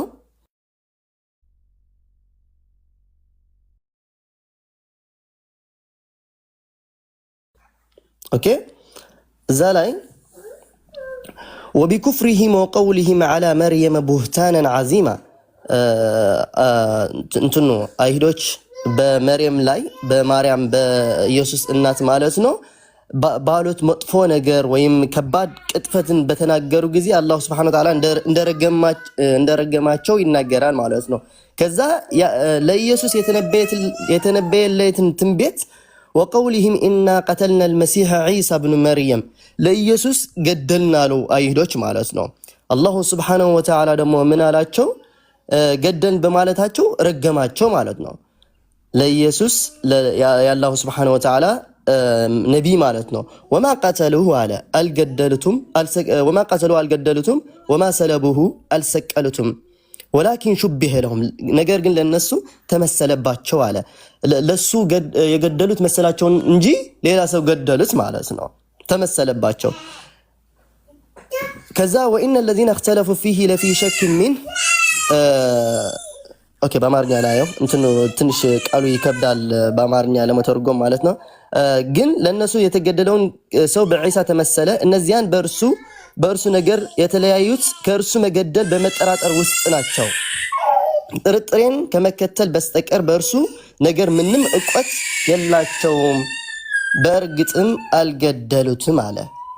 አልገደሉትም ግን ለነሱ ተመሰለባቸው ነገር ደግሞ በጥርጣሬ ውስጥ ናቸው። እኔ አሁን ወደ ባይብል ምናምን እንዳይገባ ትንሽ የቋንቋ እጥረት ስላለ ሁሉም ነገር አሳይሽ ነበር በባይብል ውስጥ እንዳልተገደለ እነሱ ብዙ ኺላፍ እንዳላቸው ማለት ጥርጣሬ እንዳላቸው በባይብል ውስጥ ተነግረዋል ማለት ነው፣ በአንቺ መጽሐፍ ማለት ነው። ከዛ ካልተገደለ ካልሞተ ወዴት ሄደ የሚለውን ነገር በባይብል እግዚአብሔር ወደሱ እንደወሰደው አይተናል አይደል? እዚህ ጋር ደግሞ በረፈዐሁ الله ኢለይህ አላህ Subhanahu Wa Ta'ala ወደሱ ወሰደው አለ። ይልቁንስ አላህ ኢሳን ወደርሱ አነሳው ወሰደው። وكان الله عزيزا حكيما አላህ Subhanahu Wa Ta'ala አሸናፊ ጥበበኛ ስለሆነ ማለት ነው። ስለዚህ አላህ Subhanahu Wa Ta'ala እስካሁን ኢየሱስ እንዳልሞተ እንዳልተሰቀለ ወደሱ እንዳረገው እየነገረን ነው መጽሐፍ ቅዱስ ራሱ ባይብል ማለት ነው። እንደዛ ሚል ነገር አይተን ረጅም እድሜ እንደሰጠው ረጅም እድሜ ማለት ስንት ማለት ነው? የኛ እድሜ አይደለም። በእናንተ አስተምሮ ኢየሱስ በ33 እድሜው ሞቷል ተሰቅለዋል ብላችሁ ነው የምታምኑ። ይሄ ረጅም እድሜ አይደለም። ሁሉም ሰው 80 90 ምናምን እየኖረ ነው። በ33 እድሜው ኢሳ አለይሂ ሰላም ወይም ኢየሱስ እንዳልሞተ አላህ Subhanahu Wa Ta'ala በመጽሐፍ ቅዱስ መሰረት ራሱ ወደ ረጅም እድሜ እንደሰጠውና ሲናገር አይተናል። ይሄ ነው ረጅም እድሜ የሚባለው ለማለት ፈልጌ ነው። ይቅርታ ትንሽ ረጅም እድሜ ኦኬ እዚህ ጋር ታያላችሁ። አመሰግናለሁ። ሶሪ ይከብዳል። ለመጀመሪያ ጊዜ ነው በአማርኛ የሰበኩት ማለት ነው። ይቅርታ የቃላት ጌጋ ካለ ማለት ነው። አመሰግናለሁ። ጀዛከላሁ ኸይር ወንድማችን። በነገራችን ላይ ወንድማችን ትግርኛ ላይ በደንብ የሚሰራ ወንድማችን አላህ መልካም ስራውን ይቀበለውና ፎሎ ብታደርጉ ትጠቀማላችሁ። በተለይ ትግርኛ የምትችሉ አማርኛ በደንብ የማትችሉ ልጆች እሱን ብትከታተሉት ብዙ ትጠቀማላችሁ። ባረከላሁ ፊኩም። በእያንዳንዱ ቋንቋ ላይ ያስፈልገናል እንደዚህ አይነት ወንድሞች በሁሉም ቋንቋ በኦሮምኛም በአፋርኛም በትግርኛም በሁሉም ያስፈልጋልና የሚበረታቱ ወንድሞች ናቸው። አላህ ይጨምርልህ ወንድማችን። መሲ ያለሽ ጥሩ ነገር እንደተረዳሽ ተስፋ አደርጋለሁ። በጣም እግዚአብሔር ያክብርልን። በጣም ጎበዝ ነው ወንድማችን። እግዚአብሔር እድሜ ባርክልን። ጥሩ ትምህርት ነው የተማርኩት። እያየሽ በሚገባሽ ቋንቋ ማስረዳት ማለት በጣም ትልቅ ነው። ክብር ይስጥልን አባቴ። እውነት ከልብ ነው የማመሰግነው ሁላችሁንም። እህቴ አንቺም እግዚአብሔር ያክብርልን። ማለት ለእኔ ብቻ አይደለም ይሄ ትምህርት ለብዙ ሰዎች ነው እየደረሰ ያለው። ብዙ ህዝብ ነው ከታችም ሆኖ እያየ ያለው። እውነት ከልብ እናመሰግናለን። ቀጥሉበት። እኔም ጊዜ በማገኝ ጊዜ እየመጣሁ እናንተን እከታተላለሁ። እግዚአብሔር ያክብርልን ብያለሁ። ሁላችሁንም ፎሎ አድርጌያለሁ። ፈጣሪ ባርካችሁ። እሺ መሲ ቤትሽ ነው፣ በፈለግሽው ሰዓት መምጣት ትችያለሽ። እናመሰግናለን አንቺን። ሰላም ቀነ መንገድ ይምራሽ። እሺ ጥያቄ ያላችሁ ክርስቲያን ወገኖቻችን ካላችሁ መግባት ትችላላችሁ። ጥያቄ ያላችሁ ክርስቲያን ወገኖቻችን አንድ ቁጥር ጻፉና መግባት ትችላላችሁ። ባረከላሁ ፊኩም። ሁሴን እስካሁን አልመጣም።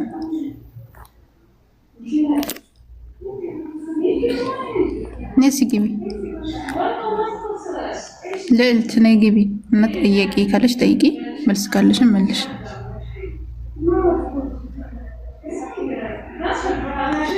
አንድ ቁጥር ጻፉ ንስር ጥያቄ ያላችሁ። ሰላም አለይኩም። ወአለይኩም ሰላም ወራህመቱላሂ ወበረካቱ።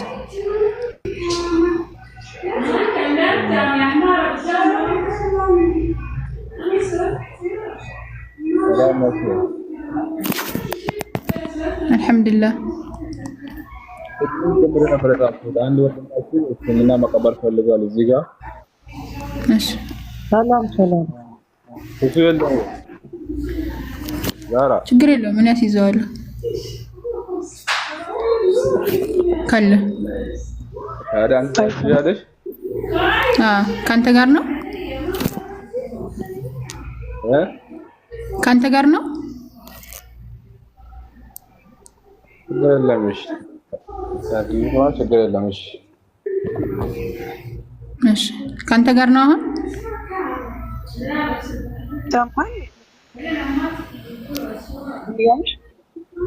አንተ እንገናኝ ነኝ እኔ። ቆይ ማን ነው ሻሃዳውን የሚይዘው? እንገናኝ ነው ወይስ አብዲ? ቆንዴ አብዲ እኔ ጋር አለ ወንድሜ ነው ጓደኛዬ። እሺ በቃ አቅርበውና ከዛ ላስይዘውና ከዛ ትቀጥላለህ። እንገናኝ አቅርበው። ሰላም እንዴት ነህ? እሱ ቢያስይዘው ይሻላል። ችግር የለውም። ሁሴን የለም ለዛ ነው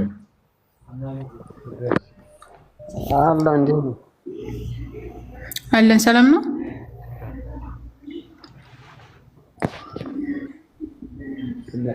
ዋይፋ ነው እየወጣ የገባ አናግሬው።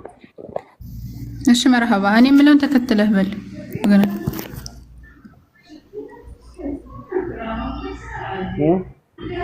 እኔ የምለውን ተከትለህ በል።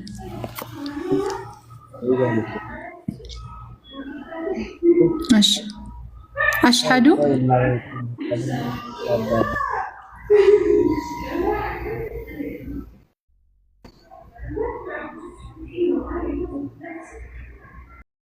እየሰማኝ ነው አብዱ።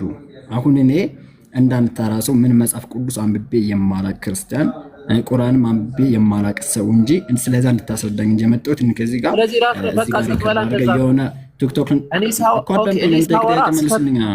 እኮ እኔ አይታወቅም ስልህ ልትከራከረኝ ትመጣለህ። ስጠይቅህ አላቅም ትላለህ። ሰው ጸጥ በል። የማያውቅ ሰው አደቡ ሚውት አድርጎ ማዳመጥ ነው። እኔ አስረዳለሁ። እሺ ይሄን ተወው። ጥያቄ እንደ እስልምና አስተምሮት ማለት ነው አንድ ሙስሊም ሲሞት ገሃነም ነው የሚገባ ጀነም እንደሚገባ አንድ ሙስሊም ሲሞት ገሃነም ነው የሚገባው ወይስ ገነት ነው የሚገባው? ጀነት ነው የሚገባው ማረጋገጫ። እኔ ግን ጀነት እንደማይገባ አሳያለሁ። አዎ ስለዚህ በቃ ይሄን ነው የምፈልገው። አንተ ዲቤት ልታረግ ነው እንጂ እንትን ልትል አይደለም። እባክህ እንደዚህ አይነት አይምሮ ይዛችሁ እኛ ሙስሊሞች ጋር አትምጡ።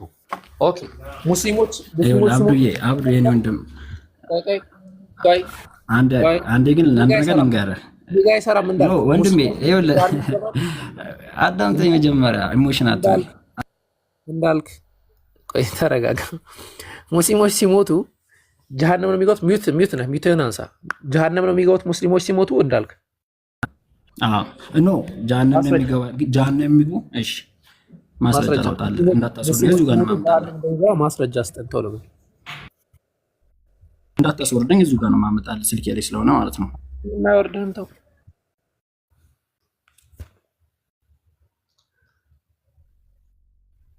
ይሄ እንትናቸው ነው ኖርማሊ እንደ እንትን ሊመጡ እንደ እንትን ይፈልጉና ለመረዳዳት ነው የምንገባው የሚሏችሁ እንዳነኩ ነው የነሱ ትምህርት ከተነካ ችግር ስለሚፈጠር ማለት ነው ገና ሲጀምሩ አስያዘኝ እኔ ልረዳ ነው የመጣሁት ምንም አላቅም አቡበከር ምናምን አለኝ ስለዚህ እኛ ደግሞ ኢንሻአላህ እነዚህን መለየት አይከብደንም ሰው አሁን ምንድነው በማስረጃ ብቻ ታመጣና ማስረጃ ላይ እናወራለን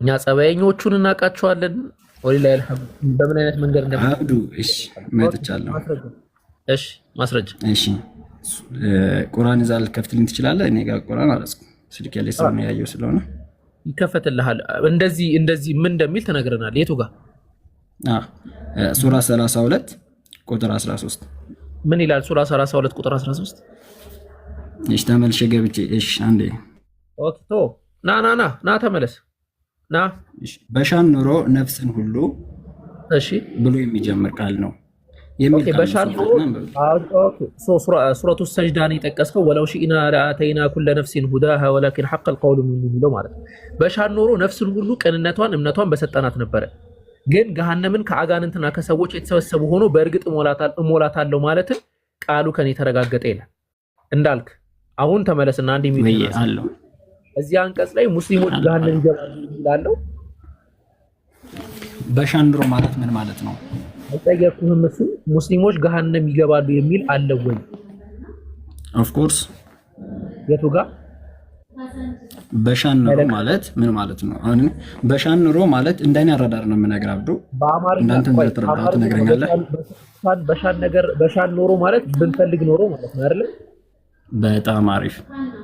በጣም አሪፍ የሚለውን ቃል ኖሮ ማለት እንዳልክ ዛሬ የትም አትወጣም ከኔ ጋር ብዙ ነገር ነው የምናወራው ችግር የለው በፈለግን ኖሮ ማለት ነው ወይስ አይደለም በፈለግን ኑሮ ማለት ነው አዎ ቀይ እንድትለኝ ነው በፈለግን ኑሮ ምን እናደርግ ነበር ነው ያለው አላህ ለነፍስ የስራዋንና የእምነቷን በሰጣናት ነበር እሺ እያነበብኩ እየወጣሁ ኦኬ አንድ ሰው እዚህ ቁርአን በሰጣናት እሺ አሁን ለስልከፍቱኝ ደስ ይለኛል ፈትልህ ነው ዋው ኢንሻአላህ ይቆጥሩ ይሁንና ዘም መሐው እሺ ማንን ልክፈት ሱረቱ ሰጅዳ ምዕራፍ 32 ቁጥር 13 ልክፈችልኝ ኦኬ ከዛ ግን በደብል ስታንዳርድ ባይብል ላይ ነው የምንሄደው እንዳልክ ባይብልን አንተ እንድታስረዳኝ አይደለም የምፈልገው አይ አላቅም ብለሃል ቅድም አዳምጠኝ አቡበከር አንተ ስለ ቁርአን እንድታስረዳኝ ነው የምትወት 13 ኢሞሽናቱን ልታስተምረኝና ልታስረዳኝ ዝግጁ ከሆንክ በስርዓት አስረዳኝ አስተምረኝ ከዛ ውጭ ወርዳለሁ በስርዓት ማታስተምረኝ ከሆነ ወይ ወዴት ነው ይለም 13 ላይ አድርጊኝ ዘህሩ ሐሳቡ ላይ ብቻ አተኩር ሌላውን እኮ ሐሳቡ ላይ እንዳተኩር መጀመሪያ አንተ አቲቲዩድ ለኔ ያለ አቲቲዩድ መቀየር አለበት በሻን ኑሮ ነፍስን ሁሉ ቅንነቷን እምነቷን በሰጠናት ነበር በሻን ኑሮ በሰጠናት ነበር ነው የሚለው አንቀጹ ቅንነቷን እምነቷን ኦኬ ቅንነቷን እምነቷን ማለት ነው ስራዋን ማለት ነው አይደለም ሰላም ሰው መልካም ቅን ሰው ከሆነ አይደለም እሺ ምን ማለት ነው እሺ አላህ እያለ ያለው በሻን ኑሮ ሁሉንም ሰው ቀጥተኛውን መንገድ ቅንነትን በሰጠነው ነበር ነው ቅንነት ማለት ሂዳያ ይባላል አይልም አዚጋ ሁሉንም ሰው ይላል አይልም አዚጋ ነፍስ ሁሉም ነፍስ የተባለ ሁሉም ነፍስ ይላል አይልም በሻን ኑሮ ነፍስ ሁሉ ነው የሚለው እንዳልክ ሁሉንም ነፍስ ይላል አይልም እዚህ ጋር ሁሉንም ነፍስ አይልም ነፍስን ሁሉ ነው የሚለው ነፍሱን ሁሉ ማለት ሰውን ሁሉና ሁሉንም ለብስ ይለያል ኦኬ ነፍስን ሁሉ ማለት ሰውን ሁሉ ማለት ነው አይደል እሺ ነው ችግር የለውም ነው እሺ አስተምረኝ ችግር የለውም ታርግና አንተ አስተምረኝ ሚዩት አድርግ አስተምር የተመቸኝ አታረግም ነው ሚዩት አታረግም እኮ ታዲያ ነፍስን እኮ እንደዛ ከሆነማ አንዳንተ አዳም ነፍስን ሁሉ ማለት ሰውን ሁሉ ማለት ነው አይደለም ነው አዎ ስለዚህ አይልም አዳም ሰውን ሁሉ ማለት ግን መልካም ስራ የሰራውም ያልሰራው ነው ወደ ሁለተኛው እንደ ሁሉን ነፍስና ነፍስን ሁሉ ማለት ይለያያል አይውል አሁን ቻሌንጅ ልታደርገኝ እየሞከርክ ይመስለኛል አቡበከር ቻሌንጅ ታደርገኝ አዳምጥ መጀመሪያ ቻሌንጅ ልታደርገኝ አይደለም ምን የመጣሁት ይለያያል ስላልከኝ ነፍስን ሁሉና ሁሉን ነፍስ ማለት ይለያያል ዳይሬክት ማስረዳት አትችልም በቃ ተውሽ ዳይሬክት አስረዳኝ አሁን ይሄን ፍታና የፈታ ዳይሬክት አስረዳኝ በቃ ልማር ነው አይደል የመጣሁት ኖ ማስረጃ አምጥተህ እኮ ነው ይሄ እኮ ጠይቀህ አይደለም ሙስሊሞች ገሃነም ትገባላችኋል ሶ ያንን ደግሞ ስንይዘህ ልታመልጥ ነው እንደዛ ይሄ አዳምጠኝ ይኸውልህ አብዱበከር በመጀመሪያ አዳምጠኝ ስትናገር ያዳመጥክም ተናገር እሺ እኔ ያነበብኩትን ያየሁትን በእኔ እይታ በእኔ ምልከታ እንደዚህ አይቼ አዋለሁ እንደዚህ ተመልክቼዋለሁ እንደዚህ ተረድቼዋለሁ ብዬ ስነግርህ አንተ ደግሞ እንዳልከው እዚህ አስተያየት ልክ አይደለም ብለህ ነው ትነግረኝ የምትችለው ገብቶሃል የተናገርኩት ስለመሰለኝ ነው ለምን ጠይቃለሁ አልጠይቅም መጽሐፋችሁ የጻፈውና የተናገርኩት እኮ እሱ ታሳየን ነገሩት እኮ አሳየው በሻን ኖሮ አለ ነፍስን ሁሉ ቅንነቷን እሺ ቅንነቷን እሺ እኔ ልተርጉመው ዝም በል እሺ ሚዩት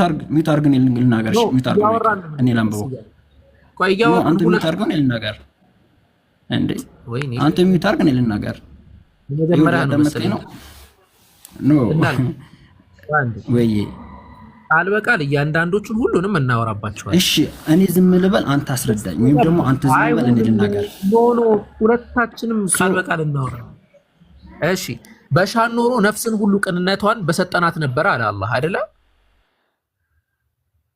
ሚዩትህን አንሳ እንዳልክ ሚዩትህን አንሳ እየሰማኝ ነው አላህ Subhanahu Wa Ta'ala በሻን ኖሮ ያዳመጥኩ ነው ኖ ማዳመጥ የለም በሻን ኖሮ ነፍስን ሁሉ ቅንነት እምነቷን አሁን ቻሌንጅ ልታደርገኝ እየሞከርክ ነው አረ እባክህ አረ ሐሳብ ያቱት በሻን ኖሮ ነፍስ እኔ ለመማር ነበር የመጣሁት ቅንነቷን እምነቷን በሰጠናት ነበር ይላል አይደል አላህ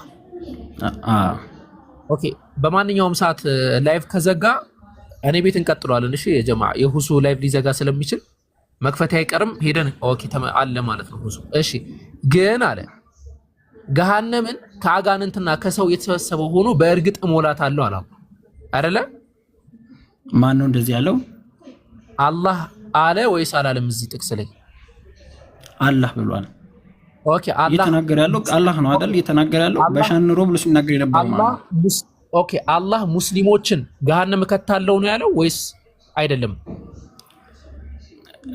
የሚለው ቃሉ እንደማንተ በተረዳሁ ተናገርከል የሚለው ቃሉ እንደኔ ተረዳዳል ልናገር አዳምጠኝ ቃሉ የሚለው በሻንሞችን ይላል አዳምጠኝ ይኸውልህ አብዱበከር እዚህ ጋር እያወራን ያለው ስለ መዳንና ስለ አለመዳን ነው መዳንና ያለመዳን ታሪክ ነው እንደ ክርስትና አስተምህሮት ደግሞ ልንገርህ ቆይቶ ክርስትናን አላውቅም ብለሃል ቅድም እንዴ አሁን ደግሞ አዋቂ ሊያረግህ ነው እንዴ ሙስሊሞችን ያልኩ አይደለም ኦኬ ሙስሊሞችን ገሃነም እከታቸዋለሁ የሚል አንቀጽ አለ እዚህ የመግባትም ያለ መግባትም እድል አላችሁ አልጠየቁም ሙስሊሞችን ገሃነም እከታቸዋለሁ የሚል አንቀጽ አለ ወይ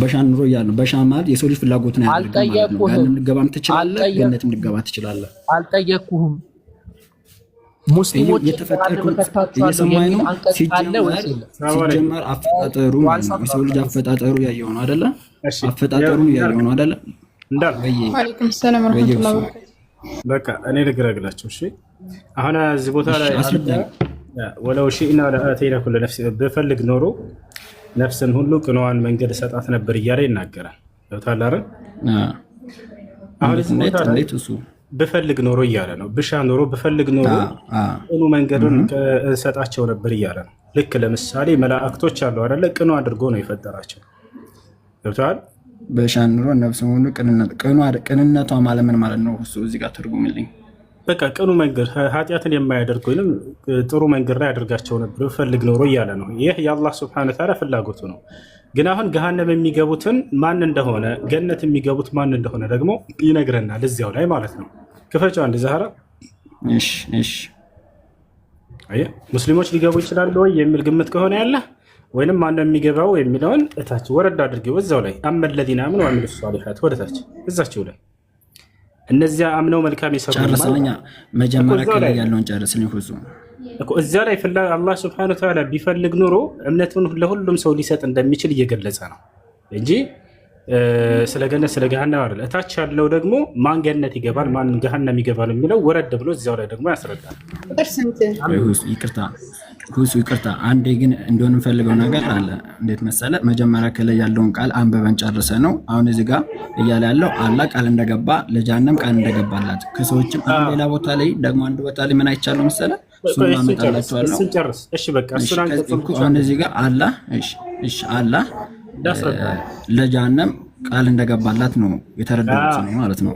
እሺ ምን አይነት ሰዎች ያ ማለት ደግሞ ምን አይነት ሰዎች ናቸው የሚለውን እታች ደግሞ ራሱ ይንገረን፣ እኛ ሳንሆን ራሱ ይንገረን። ማን ነው ለገነት ቃል የተገባው ለገሃነም ቃል የተገባው የሚለውን እታች ወረድ አድርገው እዛው ላይ ዛህራ አመ الذين آمنوا وعملوا الصالحات فلهم جنات المأوى የሚለውን وأما الذين كفروا ይላል እዛው ቀጥሎ ደግሞ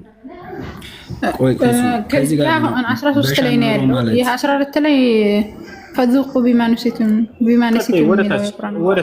ወደታች ሂጂ ያው ተተጀፈቁ ወደታች أفمن كان مؤمنا أما الذين يهون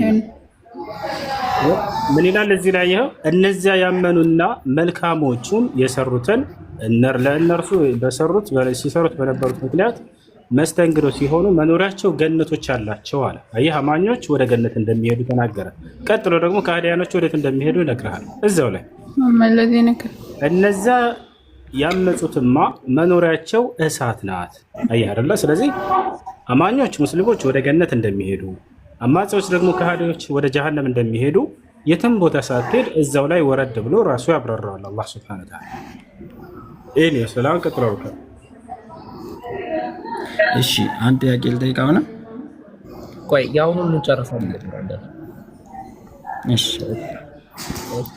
ለካው የቁርአን አንቀጽ አለ ምዕራፍ 32 ቁጥር 19 ላይ እነዚያ ያመኑ ሰዎች ጀነት እንደሚገቡ ይመሰክራል አይደል?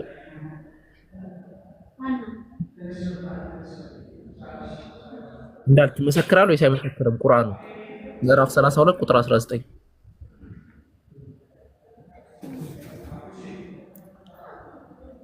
እንዳልክ መጀመሪያ ላይ እንድታስረዳኝ የምፈልገው ነው እያለህ ያለኩ እዚህ ጋር እያዳመጥከኝ ነው አቡበከር። ቅንነቷን እያለህ ነው። ቅንነቷን በሰጠናት ኑሮ ማለት መልካም ስራ የሰራ ሰው ነው ቅን ሊባል የሚችለው ወይስ መጥፎ ስራ የሰራ ሰው ነው ቅን ሊባል የሚችለው? ላስረዳህ ምን እያለ እንደሆነ በቃ ሚዩት አድርግ። እንደዛ ቅንነቷን ማለት ምን ማለት ነው? አስረዳኝ መጀመሪያ። ቅንነቷን ማለት ምን ማለት ነው? አንድ ሰው በቅን መልካም ስራ ከሰራ 100% ገነት ይገባል። በቃ መልካም ስራ ከሰራ በመልካም ፍሬ የምትመላለስ ከሆነ ገነት ትገባለህ።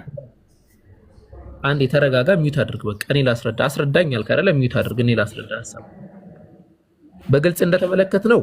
እነዚያ ያመኑ ሰዎች ጀነት እንደሚገቡ ያላመኑ ሰዎች ደግሞ ጀሃነም እንደሚገቡ አይቶታል። ማመን ነው ያልፈለገው። ችግር የለውም። እንደዛ አይደለም። መጀመሪያ የሚለውን ቃል ቅንነቷን እያልህ እኮ ነው። አለላይ እኮ የሚነግርህ ስለ ቅንነት እያወራ ከታች ወርደ ስለ ጋር ማን ይገባል ማን አይገባም እንድታስረዳኝ አይደለም ፈልገው። ከላይ ቅንነቷን አለ ማለት አንድ ሰው መልካም ስራ የሰራ ሰው ነው ቅን ሊባል የሚችለው። ቅንነት ነው አቡበከር። ቅንነቷን ማለት ምን ማለት ነው አቡበከር? ቅንነቷን ማለት ምን ማለት ነው? አረ እንዳልክ ቆይ ቅንነት ማለት ሂዳያ የማውን ማስረጃ እየሰጠኸኝ ስለሆነ እኮ ነው። ቅንነቷን ማለት ምን ማለት ነው? ወደ የሁሱ ቤት ስለሆነ ነው በጣም እንትን ብዬ እያወራው ያለሁት። እንዳልክ በጣም ገደብ እያለፍኩኝ ነው። እንዴ ተረጋጋ፣ አዳምጠን እናወራ አንዴ እሺ።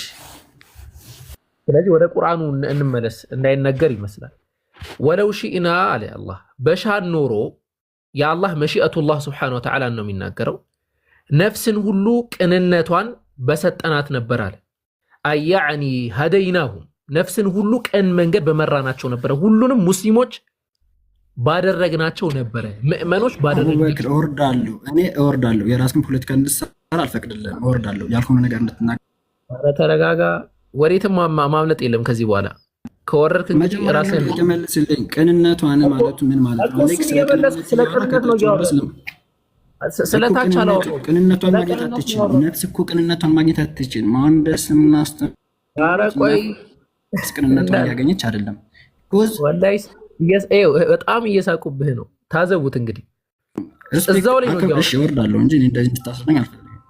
ሌላ ቦታ በቃ ይርክ ነው። ቅንነቷ ማለት ትንትን በጣም ጥሩ ነው። እኔ ብትወርድ እንደውም ራስህን ነው የምታስገምተው። እንግዲህ ችግር የለውም ራስህ ፈርተህ ሌላ ነገር። ስለዚህ እንቀጥላለን። ቅንነት ማለት ሂዳያ ቀጥተኛ መንገድ ምራቻ ማለት ነው። አብዱዬ አንድ ነገር ወዴትም ማምለጫ የለም በአላህ። ለዚህ አልሆንም አልመችህም በቃ ዝም ብለህ እንትን ትኩረት አድርገህ ሀሳቡ ላይ ብቻ አትናር። አንድ ነገር ልናገርና ሚዩት አድርጌ አዳምጥሃለሁ። አቡበከር አንድ ነገር ልናገርና ሚዩት አድርጌ አዳምጥሃለሁ። የእውነት ማለት ነው። አንድ ነገር ግን መልሰልኝ ሚዩት አድርጌ። እሺ መልካም ስራ የሚሰራ ሰው ምንድነው ሊባል የሚችለው? እሺ ንገረኝ። እዚህ ጋር ቅንነቷን ሲል መልካም ስራ የሚሰሩ ሰዎችንም መልካም ስራ የማይሰሩ ሰዎችንም ነው ቶታሊ ነው እየተናገረ ያለ። አንድ ቅንነቷን ማለት መልካም ስራ የሚሰራ ሰው ማለት ነው አይደለ? ይሄን ብቻ ነው አይደለም በለኝና እሺ ተናገር። እኔ ሚዩት አድርጌ አዳምጣለሁ። ቅንነቷን ማለት እዚህ ጋር ቀጥተኛ መልስ ስጠኝ። ቅንነት ማለት ምን ማለት ነው? በቃ እየጻፍኩኝ ላሳየህ። አይ ቲንክ የአማርኛ ትንሽ ችግርም ያለ ይመስለኛል። ቆይ አንዴ ላሳየህ። ቀጥታ መልስ መልስልኝና እኔ ላዳምጥ ማርኩ እያልኩ ነው አብዱዬ። ቅንነቷ ማለት ምን ማለት ነው? ኮምፒውተሬን ማዳምጥ ልማር ነው ቁጭ ብዬ። ግን ቅንነቷ ማለት ምን ማለት ነው? ቀጥተኛ መልስ ስጠኝ። አሁን ሁሱም ገብቶ አይገላግልህም። እሺ በደንብ አድርጋ አዳምጥ። ሁሱ ይግባና ይገላግልኝ። ኧረ ማንም አይገላግልህም። ቆይ እዚህ ጋር አንድ ሰው አለ፣ እዚህ ጋር ሁለት ሰው አለ፣ እዚህ ጋር ሶስት ሰው አለ፣ እዚህ ጋር አራት ሰው አለ፣ እዚህ ጋር አምስት ሰው አለ፣ እዚህ ጋር ስድስት ሰው አለ፣ እዚህ ጋር ሰባት ሰው አለ። ስንት ሰዎች አሉ? ሰባት ሰዎች አሉ። ቆይ አብዱ ኦኬ፣ ቆይ አንዴ በመሃል አንድ መልስ መልሰልኝ። መማር አንችልም። አንድ መልስ መልሰልኝ። ቀጥተኛ ተፈራ አንችልም። አንድ መልስ መልስልኝ። ለምን ትላለህ? መልሱን ልመልሰው እንደሆነ ስለገባህ ነው። ስለዚህ እኔ መጣውና ከነዚህ መካከል እነዚህን በደንብ አድርጋችሁ አስተውሉ። 1 2 3 4ቱ ወንድ ናቸው ልበል፣ እነዚህ ሶስቱ ደግሞ ሴት ናቸው ልበል። መጣውና እኔ ብሻ ኖሮ አልኩኝ። በደንብ አድርጋችሁ አስተውሉ። ብሻ ኖሮ ሁሉንም አልኩኝ ሴት አረጋቸው ነበረ አልኩኝ።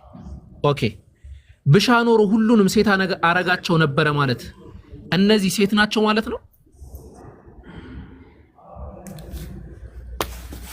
እሺ አብዱዬ አሁን እንዳንተ ቃል ደግሞ እሱ ሊፈታላችም ሌላ ቦታ ላይ ደግሞ ምን ያፈርስባል? እዚሁ እንደተመለሰ ገባው።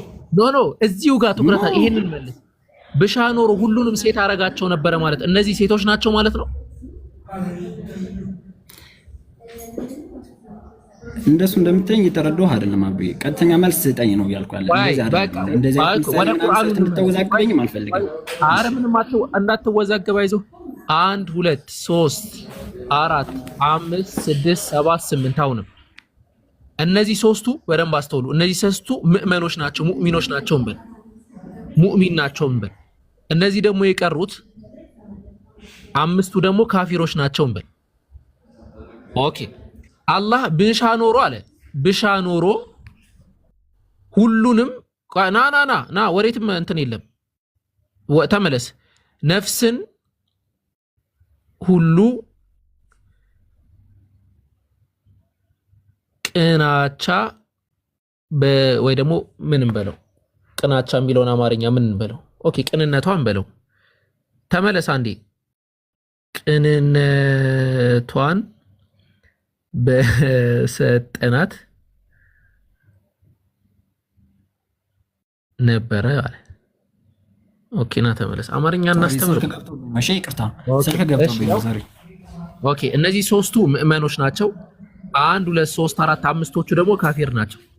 አላህ መጣና ብሻ ኑሮ ሁሉንም ነፍስ ቅንነቷን በሰጠዋት ነበረ ሲል እነዚህ ነፍስ ቀን አይደሉም ማለት ነው።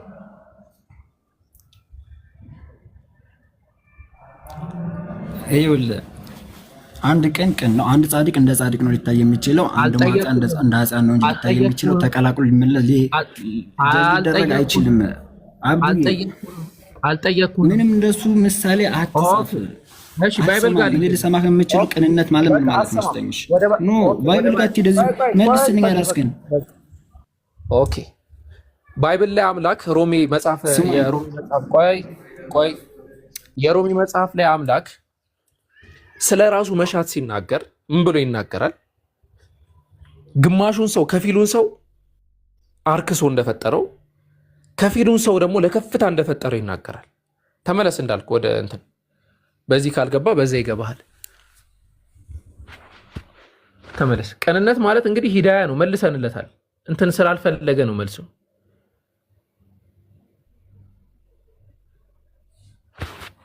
ኦኬ ወይስ ሰዓት ማዳረቅ ይሆንብናል? ቢበቃንም ደስ ይለኛል።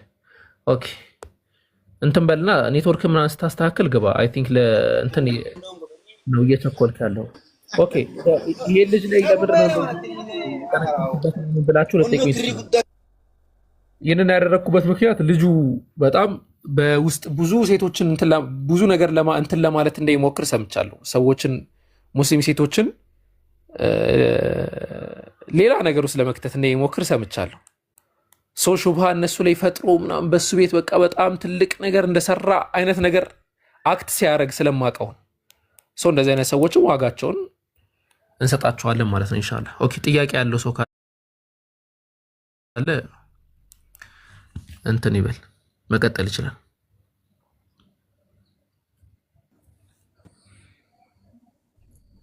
ኦኬ እሺ የገባችሁ ሰዎች አላችሁ ጥያቄ ካላችሁ ቀጥሉ።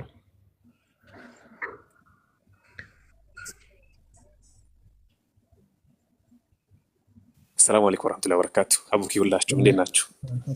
እንዴት ነው? ሰላም ነው? አማን ነው? አልሐምዱሊላህ አልሐምዱሊላህ። አንድ ጊዜ እስኪ ልናገርና እዚህ ያላችሁ ሁላችሁ ማለት ነው ኡስታዝ አቡበክርን ፎሎ አድርጉት። ሰሞኑ እሱን 100 ሺህ የማስገባት ቻሌንጅ ስለተጀመረ በየሄድንበት ኢንሻአላህ አቡበክርን 100 ሺህ እናስገባው። ባረከላሁ ፊኩም። ሁላችሁም እነ ዛህራንን ፎሎ አድርጓቸው። ኡስታዝ አቡበክርን ከላይ በትልቁ ያለውን እስኪ 100 ሺህ ያስገቡት። ጀዛኩሙላሁ ኸይረን። ቀጥሉ። ኸይረን ኢንሻአላህ። ጥያቄ ያለው ሰው ካለ ኢንሻአላህ መቀጠል ይችላል።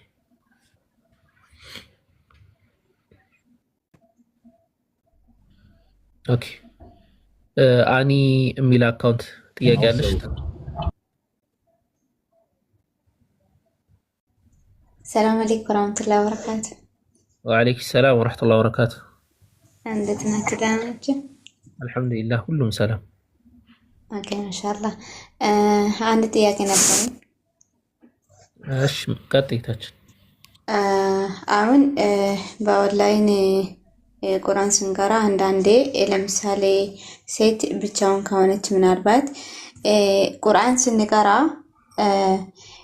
አሁን ግዴታ ማለት ፈለኩት አሁን ኢጃብ ባታደርግ ማለት ብቻ ሆና ይሄ አላህ ቃል ነው፣ ግን ስትቀራ ችግር አለ ወይስ ግዴታ ያኔ ለብሳ ነው? ይሄ አላህ ቃል ስለሆነ ስትቀራ እንደዛ ነው ወይስ ችግር የለውም? አሁን ብቻ ከሆነች ግዴታ ለብሳ መሆን አለበት ቁርአን ስትቀራ?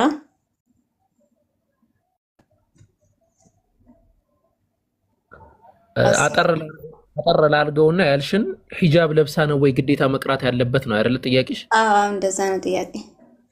አዎ ስለዚህ እንደዛ ከሆነ የግዴታ የለባትም ነው ዑለማዎች አጠቃላይ የሚያስቀምጡት አቋም ያን ሼኽ ኢብኑ ባዝ ወገይሪሂም ይህንን ሀሳብ ሲጠየቁ ያስቀመጡት ነገር ምንድነው?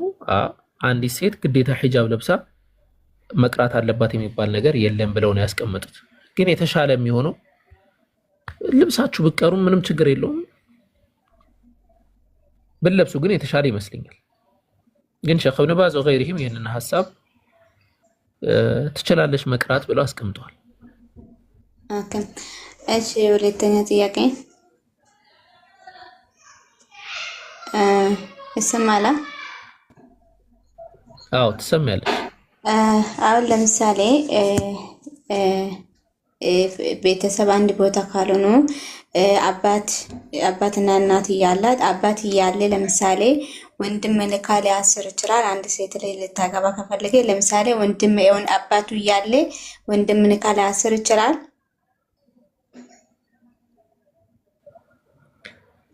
እንግዲህ ሰፊ ጥያቄ ነው። ከብዙ ነገር አንጻርም ሊመለስ የሚችል ነው። ለአንድ ሰው ወልይ መሆን የሚገባው በመጀመሪያ ደረጃ አባት ነው። የአባት በተለያየ ምክንያት ከወልይነት ወልይ ላይሆን ይችላል ወይ ካፊር ከሆነ كما يقول ابن القدامى رحمة الله عليه في المغنى وكذلك الشافعي رحمه الله تعالى ሁለቱም በመጽሐፋቸው ላይ አልኡም በተሰኘው መጽሐፋቸው ላይ ምንድነው የሚያስቀምጡት?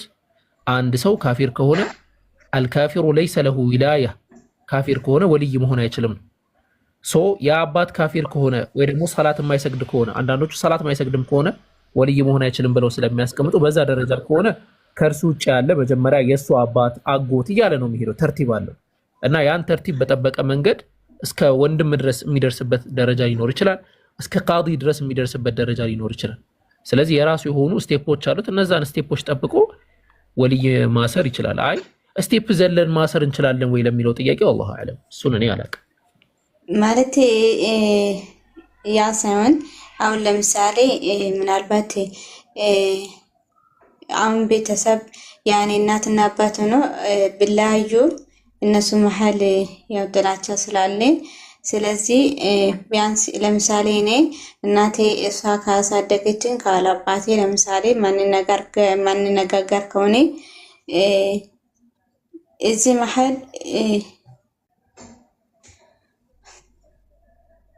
አሁን ለምሳሌ አሁን እኔ አባቴ ማላናገር ከሆነ ከልጅነትም ስለማላ አላሳድገኝ ለምሳሌ ስለዚህ በዚህ ላይ ደግሞ ቢያንስ ሁለቱም ደስተኛውንም ሁለት ስለዚህ ይሄ ሰው እኔ ማላናገረው ከሆነ ማቴ ለሱ እንደ ብላስረዳ ገብቶኛል ሐሳብሽ። በቃ እሺ እኔ ገብቶኛል ሐሳብሽ። እያልሽ ነው ያለሽው አባትና እናቴ ተለያይተዋል ነው እና ከአባቴ ጋር ግንኙነት የለንም ነው አንቀራረብም ነው አይደለ? ሶ ስለማንቀራረብ እንዴት እናደርግ ነው? በመጀመሪያ ደረጃ ይህ አላህ Subhanahu Wa Ta'ala ሊያዝልንን ይገባል። ምንም ቢሆን አባትና እናት ማንም ቢለያይ በመሰረቱ አባትና እናት ራሱ ዝም ብለው ተለያየ አጎት እንደዚህ እየተባለ ከዛ የአባት ሸቂቅ ወንድም ከዛ የአባት ሸቂቅ መጀመሪያ አያት ነው ከዛ የአባት ሸቂቅ ወንድም ሸቂቅ ማለት በአባትም በእናትም ከአባት ጋር የሚገናኝ ከዛ ደግሞ በአባት ወይ በእናት ብቻ ከአባት ጋር የሚገናኝ እያለ ይሄዳል። እነዛ ሁሉ ካሌሉ ሐታ ማን መሆን ይችላል? አልቃዲ ቃዲ ራሱ የሀገሩ ቃዲ ራሱ ለኛ ለአንዲት ሴት ወልይ ነው እና ያንን አድርጉ። እሺ ለምሳሌ አሁን እኔ አባቴ ላናገረው እና እንደ አባቴ ነው ከልጅነት ጀምሮ እሱ ስለማላክ እንዴት ማቴ ሐቁን እንደልጠብቀው ይችላል ማቴ በቃ እኔ ማየቱም እሱ መናገርም አልፈልግም። ኦኬ እንደዛ አታድርጊ ነው የምልሽ። ወአንተ አዕፉ አቅረቡ ሊተቅዋ ወአዕፉ ወስፈሑ አዕፉ ማለት የተሻለ ነው አላህ የሚለው በቁርአን ላይ አይደለም። ይሄንን አይሻ ረዲየላሁ ዐንሃን በዝሙተኝነት ዝሙተኛ ናት ተብሎ ሲወራባት ያንን ካወሩት መካከል አንዱ የአይሻ አባት የሆነው አቡበክር ስዲቅ የሱ እንደ ባሪያ ሆኖ እሱ ጋር የነበረ አካል ነበር እና አቡበክር ስዲቅ እንዴት በጉያ የሆነ ከኔ በልተህ ከኔ ጠጣህ እንዴት እንደዚህ አይነት ነገር ታወራለህ ከኔ ዞር በር ብሎ ተናግሮት ነበር።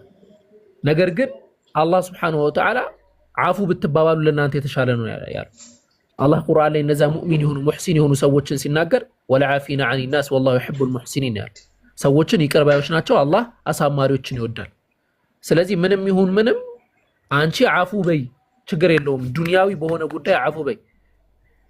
በምድር ላይ አፉ ያለ ሰው ነገ የቂያማ ቀን አላህ Subhanahu Wa Ta'ala ነው አጅር የሚሰጠው። አላህ ነው ነገ የቂያማ ቀን አፉ የሚለው አላህ ነው ነገ የቂያማ ቀን ይቅር። ስለዚህ አባቴን አላቀውም አላሳደገኝም አልተንከባከበኝም هذا عليه يحسب عليه ያ እሱ የሚጠየቅበት ነው። አንቺ ግን በራስሽ በኩል ማድረግ ያለብሽ ነገር አድርጊ።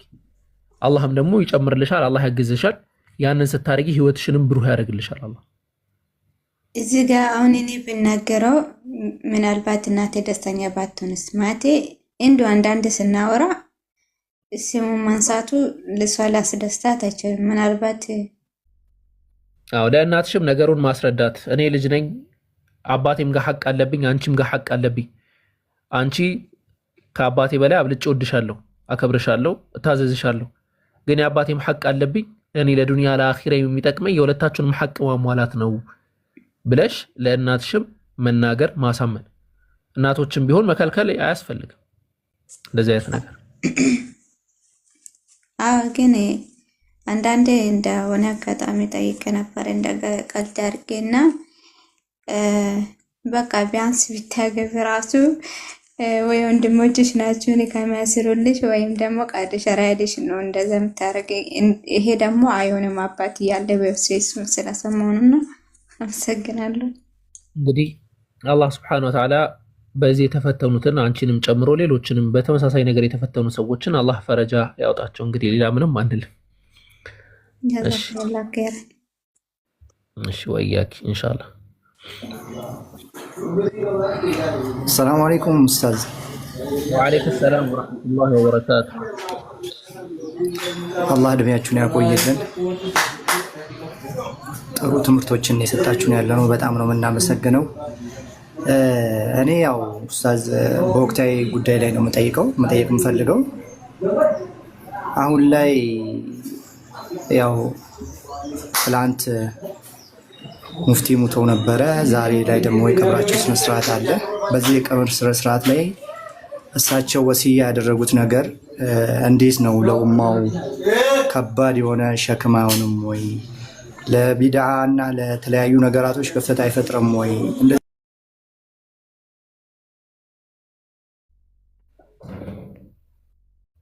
ማን ነው ያወረደው? አስለን በጣም ትክክለኛ ጥያቄ ነው እየጠየቀ የነበረው። ሁላችንም የምንማማርበት ነገር ነው። ትክክለኛ ነገር ነው። እንደዚህ አይነት ነገር አታድርጉ። ምናልባት ሁሶ አያወርደውም ብዬ ነው ማስበው። ሌላ ሰው ግን ከሆነ ያወረደው ስተት ነው።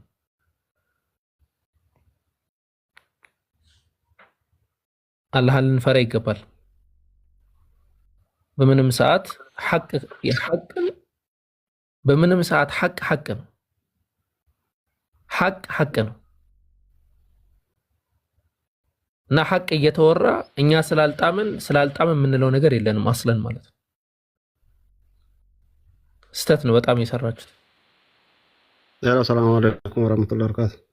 ወአለይኩም ሰላም። አንዴ ሀቢቢ ትቀጥላለህ። እሺ ልጠብቅ። ሐቅ ነው። ሐቅ መነገር ካለበት በማንኛውም ሰዓት ይነገራል። ወለው ካነ ሙረን የሚመር ቢሆን ራሱ ማለት ነው። እና ወንድማችን ካለህ መልሰህ መላክ ትችላለህ። አይ ቲንክ ብሎክ ነው የተደረገው።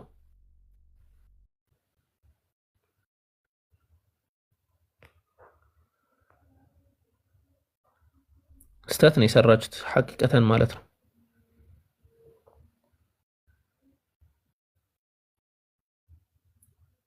የለም ጭራሽ አለህ ካለህ አንድ ቁጥር ጻፍና እኔ አስገባሃለሁ።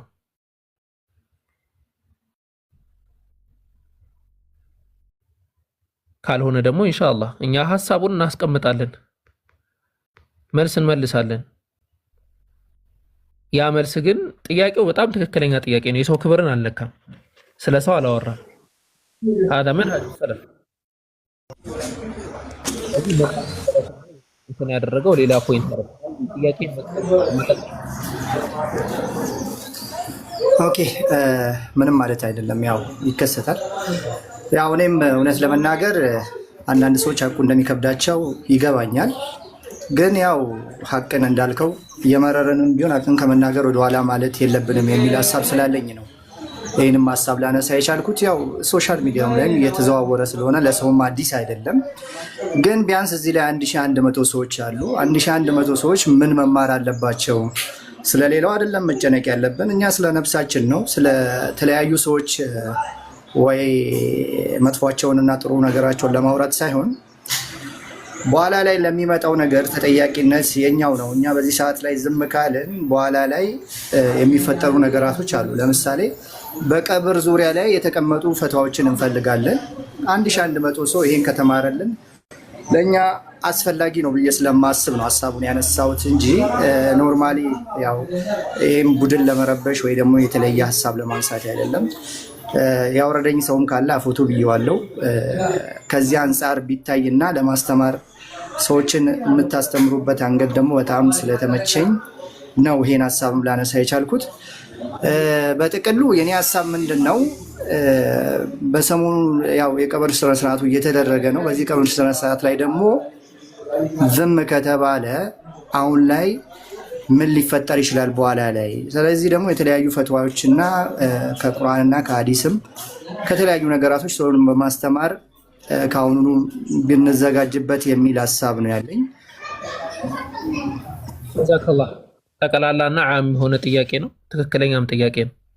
ነቢያችን መሐመድ ሰለላሁ ዐለይሂ ወሰለም في الحديث الذي رواه أبو هريرة رضي الله عنه በصحيح مسلم በተዘገበው ሐዲስ ላይ لا تجعلوا بيوتكم مقابر ቤቶቻችሁን መቃብር አታድርጉ ብለው አስቀምጧል። ስለዚህ ቤትን መቃብር ማድረግ ሙሉ በሙሉ ስህተት ነው። ይህንን አስመልክቶ ትልቁ የሐዲስ ሊቅ አልሐፊዝ ኢብኑ ሐጀር አልአስቀላኒ ረሕመቱላሂ ዐለይህ በግልጽ ሐዲሱ የሚያመለክተው ብለው ነው የተናገሩት። በቤት ውስጥ መቅበር የተከለከለ ነው ብለው ነው ያስቀመጡት። ስለዚህ በቤት ውስጥ የተቀበረ ወይም የቀበረ አካል ካለ ያ ነገር ስህተት ነው። በተመሳሳይ ደረጃ ኢማም ማሊክ ረሒመሁላሁ ተዓላ በመጽሐፋቸው ላይ ምን ብለው ነው ያስቀመጡት? ላ ዩድፈኑ አሐዱን ፊ በይቲሂ ወላ ፊ ቡስታኒሂ ኢላ ሊደሩራ። አንድ ሰው በቤቱም ሆነ በቤቱ ጓያ ባለው በቅርብ ሁኔታ ላይ ወይም በእርሻ ቦታው ላይ ግዴታ ካልሆነ መቀበር አይችልም ብለው ነው ያስቀመጡት። መቀበርም የለበትም ብለው ነው ያስቀመጡት። ያም የሚደረገው ለምንድን ነው? ሰደን ሊዘሪዓ መጥፎ ነገርን ወደፊት ከመከሰት ለመጠበቅ ነው። ነብዩ መሐመድ ሰለላሁ ዐለይሂ ወሰለም የተቀበሩት በቤታቸው አይደለም ወይ? ከመስጂድ አጠገብ አይደለም ወይ የተቀበሩት የሚባል ጥያቄ ሊመጣ ይችላል። ማወቅ ያለብን ለነብዩ መሐመድ ሰለላሁ ዐለይሂ ወሰለም እና እኛ አንድ አይደለንም በመሰረቱ ማለት ነው። አልአንቢያ ነቢያቶች በሞቱበት ቦታ ነው የሚቀበሩት። ነቢያቶች በሞቱበት ቦታ ነው እንጂ የሚቀበሩት ወደ ሌላ ቦታ ተወስደው አይቀበሩም። ስለዚህ አንዳንድ ሰዎች ነቢያቶች በሞቱት ቦታ የሚቀበሩት ከሆነ ለምን እኛስ ሌላን ሰው አንቀብርም ሊሉ ይችላሉ። ስህተት ነው። هذا خاص بالانبياء ይህ ነቢያቶችን ብቻ መሰረት ያደረገ ነው። ስለዚህ ነገም ከነገ ወዲያም ዛሬም ሁሌም ማወቅ ያለባችሁ ነገር ሐቅ ነው። ስሜታችንን ስላልገጠመ የምንወደውን አካል እንትን ስላል ነገ ከነገ ወዲያ ተነስቶ አቡበከር ሊሆን ይችላል፣ ሁሱ ሊሆን ይችላል፣ ሌላም አካል ነገ ከነገ ወዲያ ተነስቶ ሐቅ ያልሆነ ነገር ሲሰራ ተሳስተሃል ይባላል። በቃ ስህተት ከሆነ ስህተት ነው። ሌላ ነገር አያስፈልግም። ስህተት ከሆነ ስህተት ነው። ማንም አካል ሊሆን ይችላል ማለት ነው። ማንም አካል ስህተት ከሰራ ስህተት ይባላል። ሐቅ ከሆነ ሐቅ ነው፣ ስህተት ከሆነ ስህተት ነው። እና ያንን አስቡ። አላህ Subhanahu Wa Ta'ala በዱንያ ያለነው እኛንን አላህ ይቅር ይበለን። ወደ ቀብር የሄዱ ምእመኖችን ሙስሊሞችን በሙሉ አላህ ይቅር ይበላቸው። ነብዩ መሐመድ ሰለላሁ ዐለይሂ ወሰለም ዱዓ ያረጉ ነበር። ምን ብለው ነበር ዱዓ የሚያረጉት? اللهم اغفر للمسلمين والمسلمات والمؤمنين والمؤمنات الله ሆይ ለሙስሊሞች ሙስሊም ወንዶች ሴቶችም ሙእሚን ወንዶች ለሙእሚን ሴቶችም አላህ ሆይ ይቅር በላቸው ብለው ዱዓ ያረጉ ነበር። እኛም የምንለው አላህ ሁሉንም ይቅር ይበላቸው፣ ሙእመን ሆነው ሙስሊም ሆነው ከዚህ ሄዱትም በሙሉ አላህ ይቅር ይበላቸው። ነገ የቂያማ ቀን አላህ Subhanahu Wa Ta'ala በሂሳቡ ሁሉንም አላህ ራሱ ያያቸው። እኛ እንግዲህ ባየነው እንናገራለን። ሐራም ነው ያልነውን ሐራም እንላለን፣ አይደለም የተባለውን አይደለም እንላለን። ከዛ ውጪ ግን ለሚፈጠር ማንኛውም ነገር የሰለፎች ጎዳና የኢስላም ዋና መሰረቱን ጠብቀን እንሄዳለን። ሰው ተወደደው